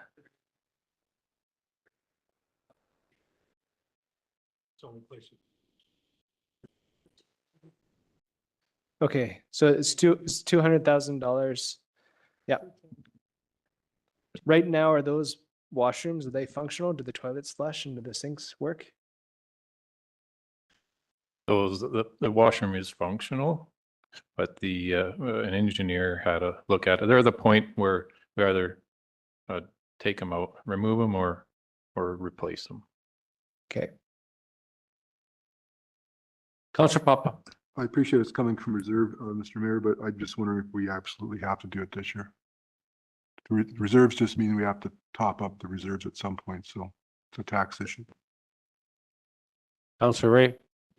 As noted in the report, this was, it looks like originally scheduled for 2022. It was delayed over 2 years. Not sure on the math on that, but, and then in 2023 was again pushed to 2024. So I just feel that this is a project to proceed in 2024 that's been delayed several times. I'm inclined to support this initiative. Thank you very much. I've been in those restrooms. I'm up in that area, in that park regularly. Put it lightly, they're deplorable. Something needs to be done. You're either going to go on with the project or as Tony had said, you're going to close them down. And that's a pretty busy park. Okay. All in favor? Opposed? That's, yeah. 2 opposed, that would be Counselor Popoff, Counselor Peabody, is that 2 Ps in a pod? Item number 16 is the Public Works Ladies Washroom and Change Room for $190,000 from the Facilities Reserve. That council approved the updated budget figure of $190,000 funded from the Facilities Reserve for the Public Works Ladies Washroom and Change Room, and direct staff to proceed with the project in 2024. Mover, Counselor Ray, Counselor Popoff, the discussion. All in favor? Opposed? That's carried.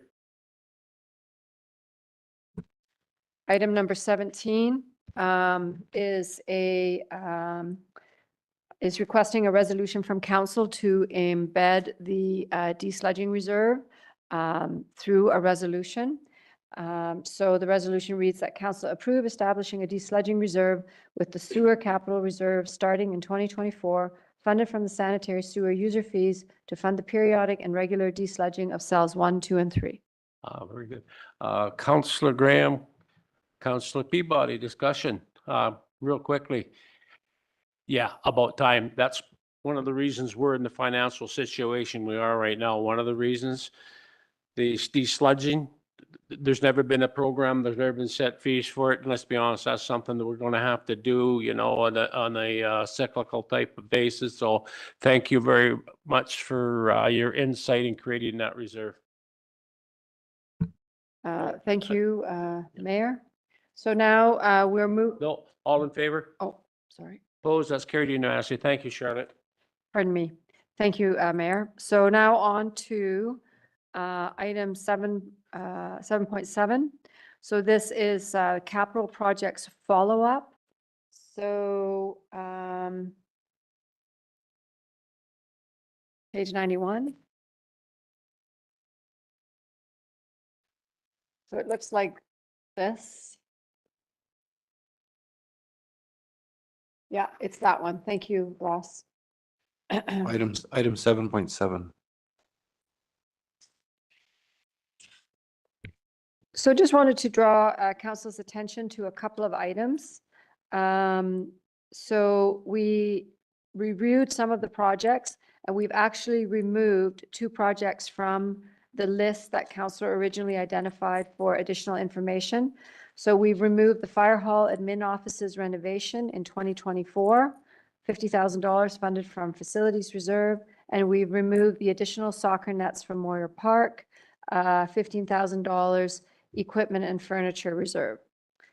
And we moved the Moyer Park ball diamonds for $800,000. We've moved them to 2028. Did we say 2028?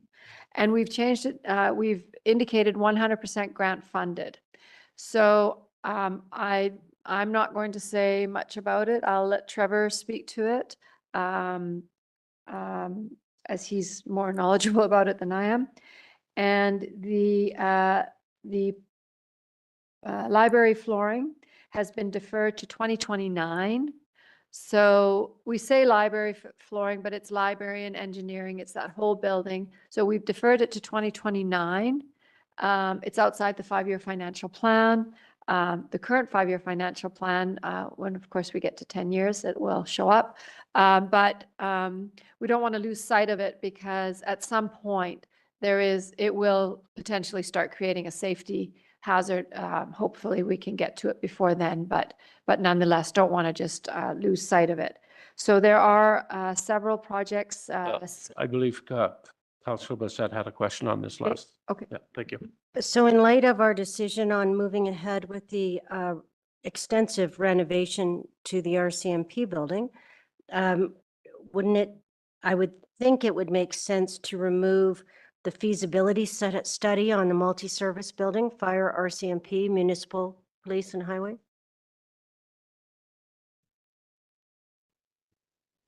Thank you, Councillor Blissett through Mayor Price. Yes, it would make sense to remove that.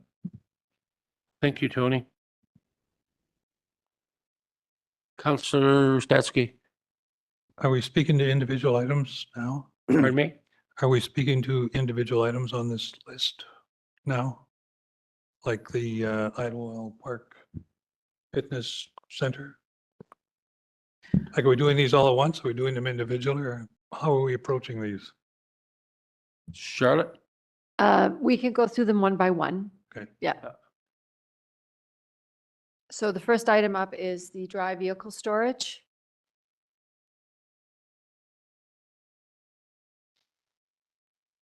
Yeah, so these projects are already in the budget. And so council was asking questions about them in November. So we brought them back with the folks that can speak to them, because I believe when this came up, it was on the November 15th, and we had quite a few folks not with us. So those people are here now to speak to these projects. Numbers are there. Others brought up from councilors, bringing it forward. Opportunity to council on site. Correct. Okay, so the first item is the dry vehicle storage. Are there any questions about that? Nope. Nope. Okay. Then there is the Rotary Park Playground Equipment Replacement. Councilor Papa. Yes, thank you, Mayor. So I bring my grandchildren there all the time. Which playground equipments are dilapidating and unsafe? Is this just routine they timed out like our fire trucks, or is there something really unsafe about them? Councillor, can everybody hear me? Yeah. Councillor Popoff through the mayor. Well, not apparently, but the teeter totters, the tot swings, and some of the big swings are rusting out, and they're at end of life. So we're looking at replacing those. That's the biggest ones at Rotary Park. Councilor Ray. Well, just as a follow-up, I don't agree. They're not at end of life. They're getting a huge amount of use. And no one ever complains to them. And my family and circle of friends are using Rotary Park all the time. Can we kick this down the road a little bit, please? Councilor Ray, then Councilor Graham. Whoops. I believe this is an important item. It's $35,000. Play is the work of children. Early childhood development is very important. I would suggest that we keep this in the budget. Rotary Park is extremely well used, and I think we're going to get lots of return on investment from the community use that goes on there. Thank you. Councillor Graham. Yeah, thank you. Yeah, I'm in agreement with maybe postponing this, or as Councillor Popoff does talk about a lot, the Rotary groups in town do have lots of money. Maybe they want to put some new equipment into Rotary Park. Have we reached out to Rotary on that? That may be where we should start, and then maybe look back at this next year. Well, that's an interesting perspective. Maybe reaching out to Rotary. I think we'll get through one more year, at least in the condition it's in right now, and look at next year. Everybody on board with that? Maybe take it out of this year and approach Rotary? So defer it to 2025? Okay. Correct. Councillor Blissett? With the I would like to see us reach out to Rotary. They have a lot of pride in that park, as you mentioned. It's probably our most successful park, and then I think they have some funds that they could use towards this. So I would like to hear about that. Everybody find that suggestion? Good. Moving on. The next item is park bleachers replacement, year 1 of 6, $32,000.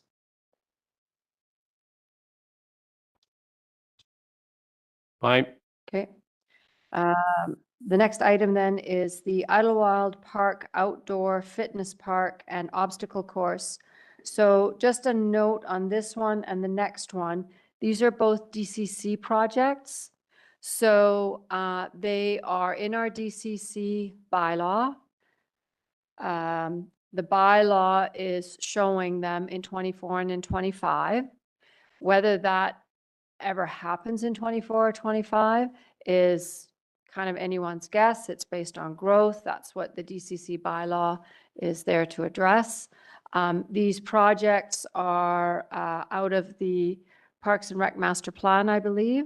And if Council recalls, with the new DCC bylaw, we have begun collecting parks DCCs. So we do not have enough money in the park DCCs to do these two projects, but because they are in the bylaw, they need to be in the 5-year financial plan. And that's fine. If we don't have enough for either, why wouldn't we hold off until we have a viable project? These just kind of look like we're just looked at the bylaw and said, find a project. So, and we're into critical spending here this year, right? So I personally do not believe this is imminent. Councillor Stetsky. Yeah, I spent a lot of time there, and quite frankly, I don't think needs to be there at all.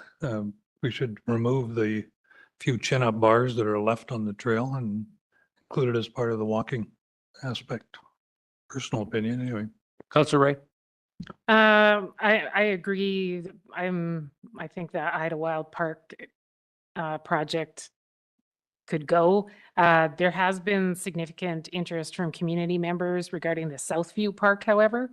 So I would like to see the Southview Park remain as is, scheduled for 2025.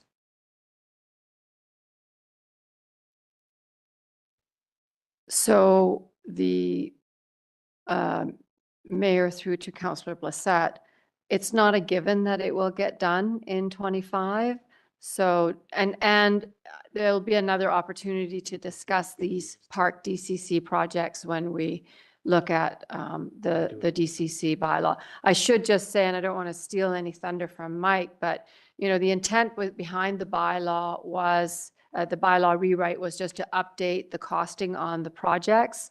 And it is beginning to look like it might be, there might be a slightly deeper dive required. Councillor Peabody, and then we better move on. With the DCC project at Idlewild Park, is that specific to the job or just the area? I'm sorry, can you say that again? With the DCC project up at Idlewild Park, is that money specified for that specific project or just that specific area? Because what I'm getting at is there's been talk about redoing the amphitheater at Idlewild Park. Maybe that'd be a better use of the money than the obstacle course. It is for the specific project. Okay, thank you. Councillor Stetsky. There are significant cracks in the paved trail. So this money wouldn't go towards fixing that? Councillor Stetsky, through the mayor, DCC projects need to be new initiatives that are constructed, so it can't be used for replacing existing. As a part of what we've discussed through the city's asset management steering committee, and we just had a meeting this week, there's other tools coming available to local government, just such as amenity contributions that could be potentially used for upgrading or maintaining existing assets, whereas DCCs limit us just to new assets in areas where it may not be sustainable to do so. So it's a broader conversation that's going to be happening in the coming weeks and months. Thank you. Charlotte, what do you got there? What's you figure the intent is of this conversation? Right here on those projects, yes. Well, I'm kind of thinking about that as we're having this discussion because there are actions. So I think what we would do is pass a resolution to say, like, I'll read through the action items that I'm recording and then a resolution at the bottom to, remove or move or amend. How about that? Amend the projects as discussed by council. As discussed by council. Yeah.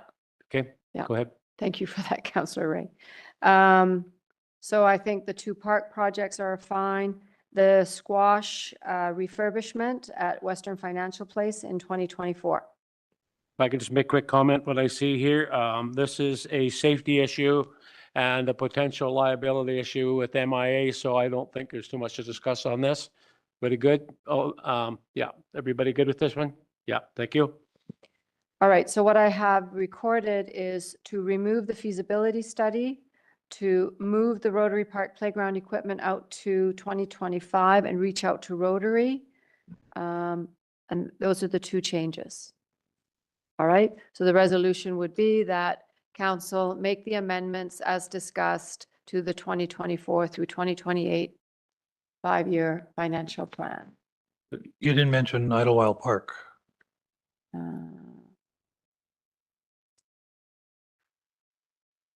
No, the Idlewild Park is a DCC project. Yeah. I can't move We it. don't want it at all. We don't want to move it. It's in the DCC bylaw. We got to go back to the bylaw. Okay. Yeah, so there's no planning or resources going to be put into that project at this point in time, and we can bring it forward through that DCC project in conjunction with reviewing it with other departments.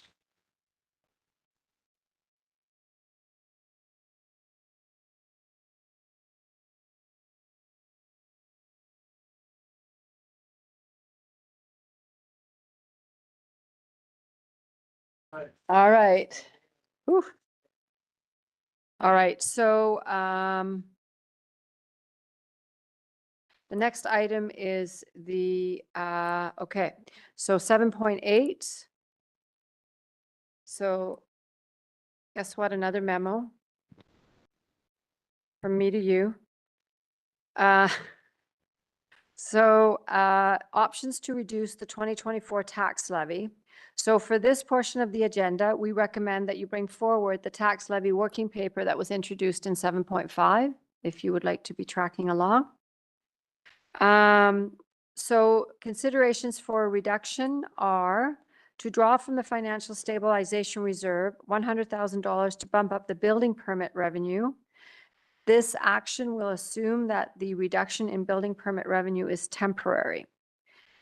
Bump up the arena revenue by $81,500, again, assuming it's a temporary reduction in revenue, which I think we should be fairly confident it is.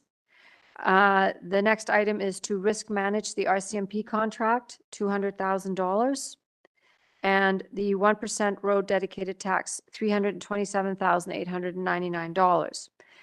If council were to enact all of these options, the reduction to the tax levy would be 2.16. Melissa has been running a total for us after as we went through the new asks. So I'm going to ask her to introduce that as soon as I just finish going through the rest of the words in the memo. One of the key functions of the Financial Stabilization Reserve is to provide a source of funds to smooth out temporary declines in certain non-tax revenues. Staff are proposing that the anticipated drop in building permit revenue, $100,000, and arena revenue, $81,500 in 2024, be smoothed out by transferring $181,500 from the Financial Stabilization Reserve. It is important that the declines are expected to be temporary. If they are not, the increased taxes needed to offset the lost revenue will be an issue again next year. The Financial Stabilization Reserve budgeted balances at December 31st for each of the 5 years is per the schedule. Based on financial reporting from the RCMP to period 7 for the 2023-2024 fiscal year, a surplus is expected for the fiscal year ending March 31st, 2024. Staff are suggesting that the 2024-2025 policing costs can be risk managed by up to $200,000. Now, in light of what Staff Sergeant Graham said, perhaps there's some heightened risk around that exercise. But nonetheless, during the November budget meeting, Council also discussed holding the road dedicated tax at 2023 levels and not applying the 1% growth component for another year. This has been listed as one of the options for the 2024 tax levy. Councillor Ray. In terms of process, could we do an individual resolution for each one and just roll? Yes. Okay.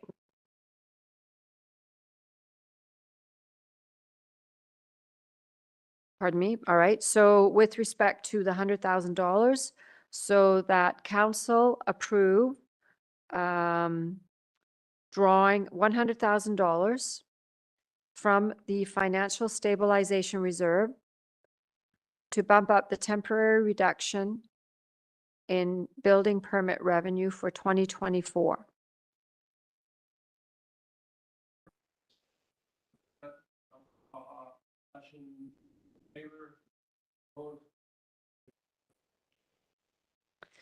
All right.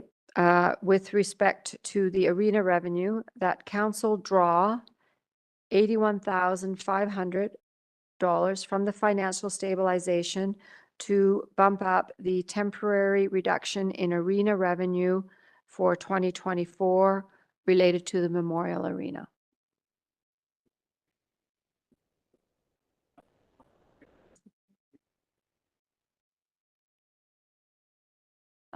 Can I amend that?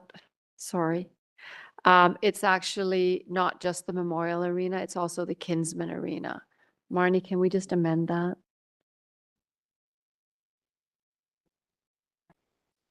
Yeah. Yeah, I just didn't want to get caught on. Okay. And then the next item is to risk manage using $200,000 or to risk manage $200,000 from the RCMP contract. So that council agree to risk manage, or that council approve risk managing the policing contract budget by $200,000 for 2024.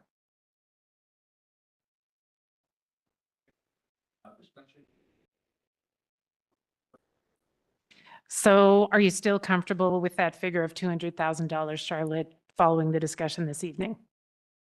Or do you want to consider a friendly amendment to the motion?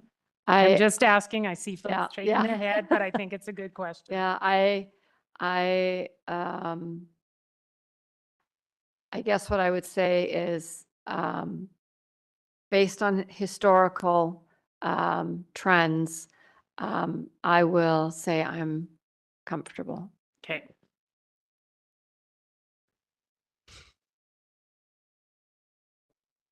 Stepping out. So now the last item is the 1% road dedicated tax. That council agree to hold the 2024 road dedicated tax at 2023 funding levels and not add the 1% growth component.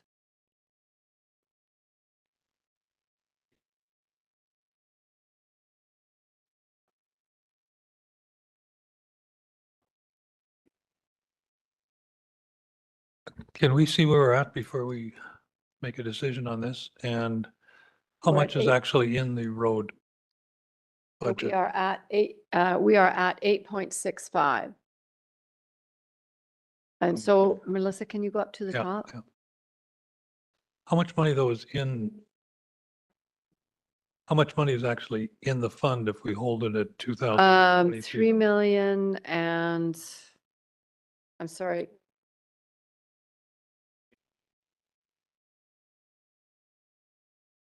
This, can you go back on that?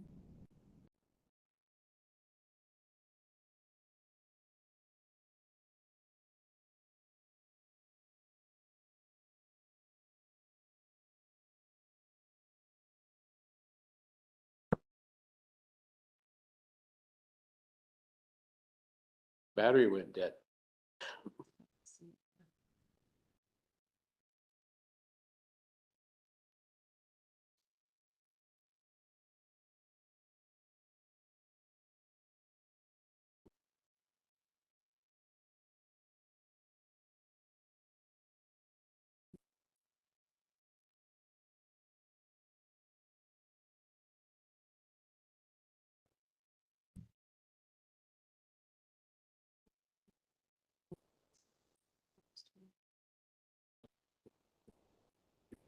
That's 2023. Okay.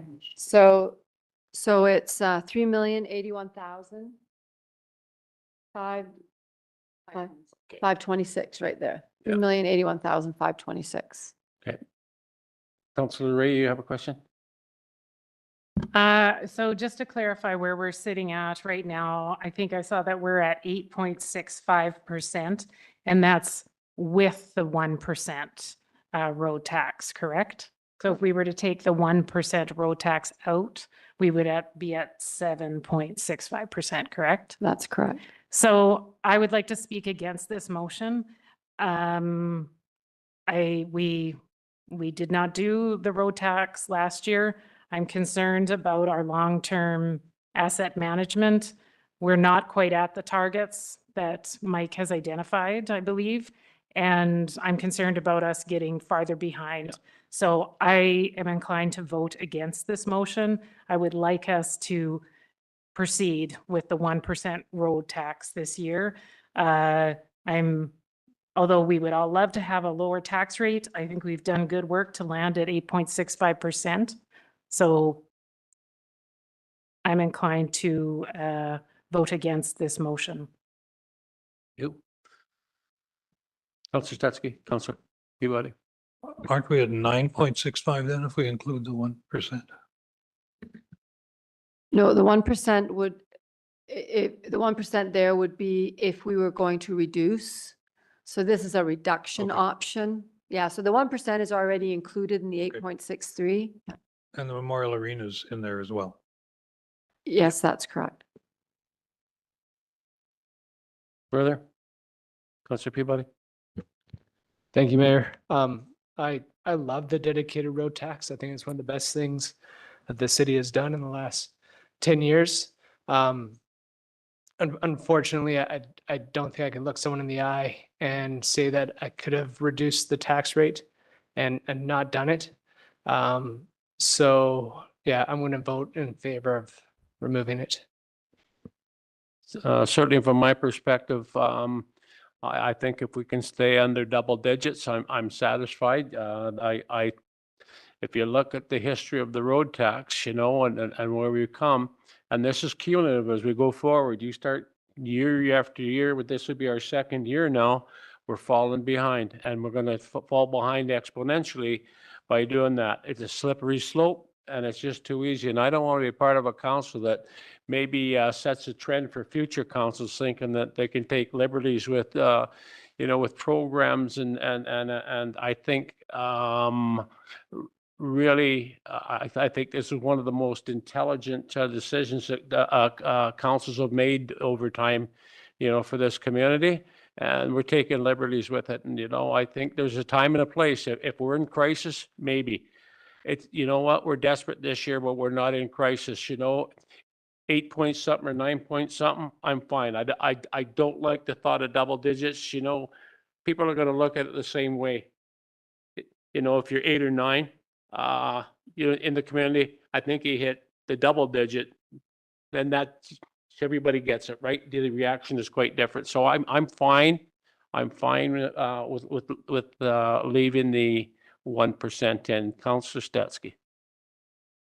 So I wonder if you could tell us, because percentages are potentially sometimes misleading. So if you could, at 8.62% versus 7.64%, what will the average homeowner be paying extra monthly in taxes? Let's do a range from, say, $400,000 assessment to $700,000 assessment. So what's the monthly increase with those numbers? Well, because I didn't know where we were going to end up. So what I do have is I had the increases for the monthly impacts for homes for $4, $5, $6, and $700,000 at 9% and then at 10%. So I have that prepared. I don't have 7.64 prepared.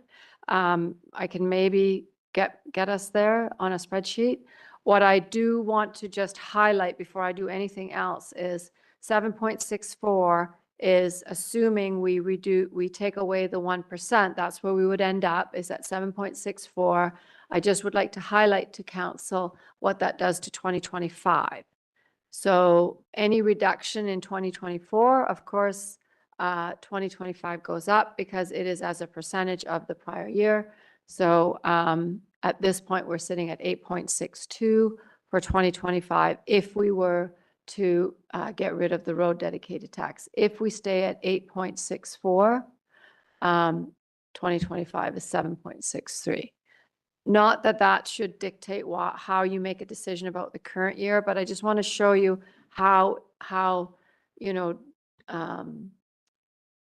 drawing down a tax levy increase in one year will have an opposite effect on the following year. That's you. all I wanted to say. Yeah. You said you had the 9% figures there. I have a 9% figure. So for a home valued at $400,000, a 9% increase per month is $1,686.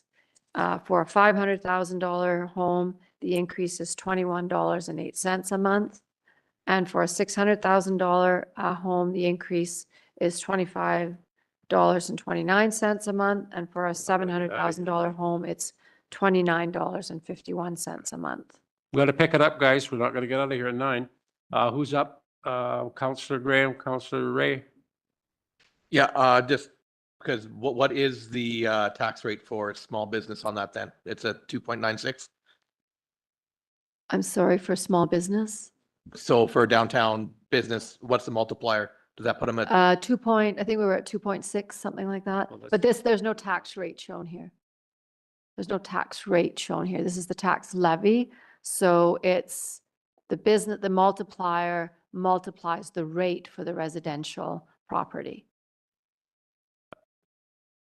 Councillor Ray. Just wanted to quickly highlight, it sounds like we're sitting at about 3 million in the road reserve, and the goal that Mike has identified is 5.7 million. So we are behind. Yeah, and if I may finish that off, we heard about Victoria, we've heard about the downtown infrastructure. We do this, we're never going to get there, that we're going to address that.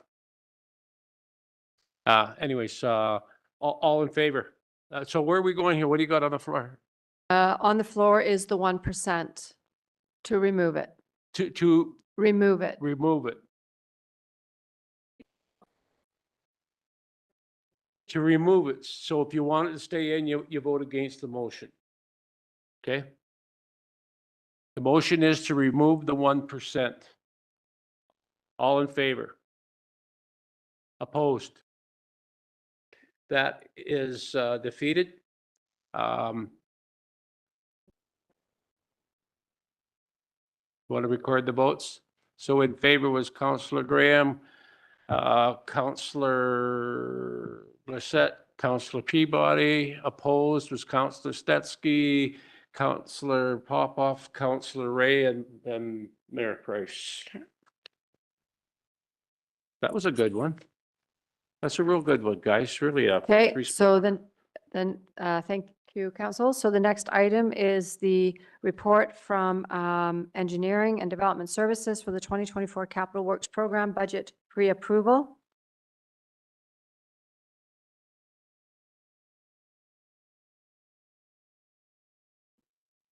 Yeah. there he Everybody's is. read those. You're fine? Yeah, we're good. Yeah. Is he full of neocitrin or something? You want a motion on that, Charlotte? We're good with that. I think across the board, we don't need any discussion. Everybody's read it. Okay, so that council provide pre-approval for the 2024 capital works budget, and further that council directs staff to proceed with the 2024 capital works program as submitted by Engineering and Development Services. Yeah. Discussion. Sorry, a mover, Councillor Setsky, Councillor Graham. Discussion. All in favor? Opposed? Thank you. That's carried unanimously. And the last item on tonight's agenda, from my perspective, is the administration update, and Tony will speak to you now. Thank you, Mayor and Council. This is an admin update on the Memorial Arena. So structural repair work on the Memorial Arena is moving forward on schedule, and it's expected to be completed in early spring 2024. Some additional items have been added to the overall scope of the repair project around the structural scaffolding, requirements to move some hydro ducts, and some additional safety monitoring of the structure. The current budget includes a 25% contingency and is at $2,656,000. Currently, even at some favorable results coming back from core sampling of the existing beams, there still is some potential of needing to replace some of the beams to have rot. The official startup date at the ice plant is still being determined, but staff and the contractor are determined to have the ice surface in the Kingsman Arena as soon as possible. And as you can note, this is the current project schedule as stated on the admin update. Thank you very much, Tony. Any questions, comments? Just, yeah, Councillor thanks, Papa. and Tony, that's less the 500,000 from the regional district. So it's actually 21, where's the number? 2156? Sorry. Just to be clear, the project budget is 3 million, but it'll be now 2.5 funded by the city and 500 what we're talking about here is the contract costs.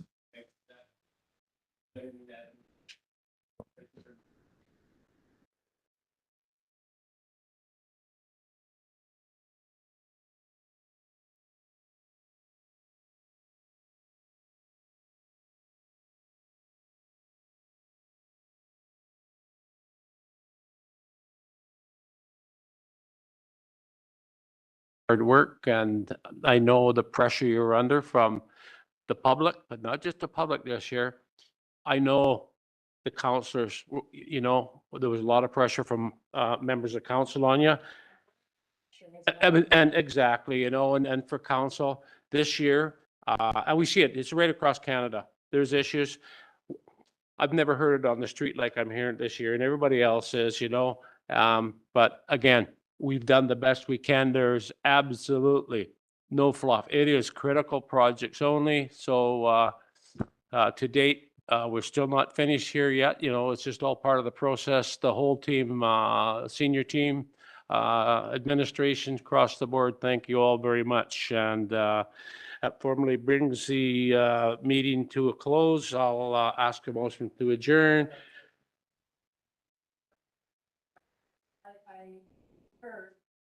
I deferred next step comments from earlier in the meeting, and I just want to say so that the decisions made in today's meeting will be incorporated into the budget and brought back for council to do a review on January 10th at the January 10th special meeting. At that meeting, staff proposed to seek council's approval to bring forward the 2024-2025 five-year financial plan bylaw for 3 readings at the regular meeting proposed for January 22nd, 2024. Great. Thank you very much, Charlotte. And with that, can I get a motion to adjourn? Councillor Ray, Councillor Peabody, all in favor? Yes, adjourn. Thank you, guys.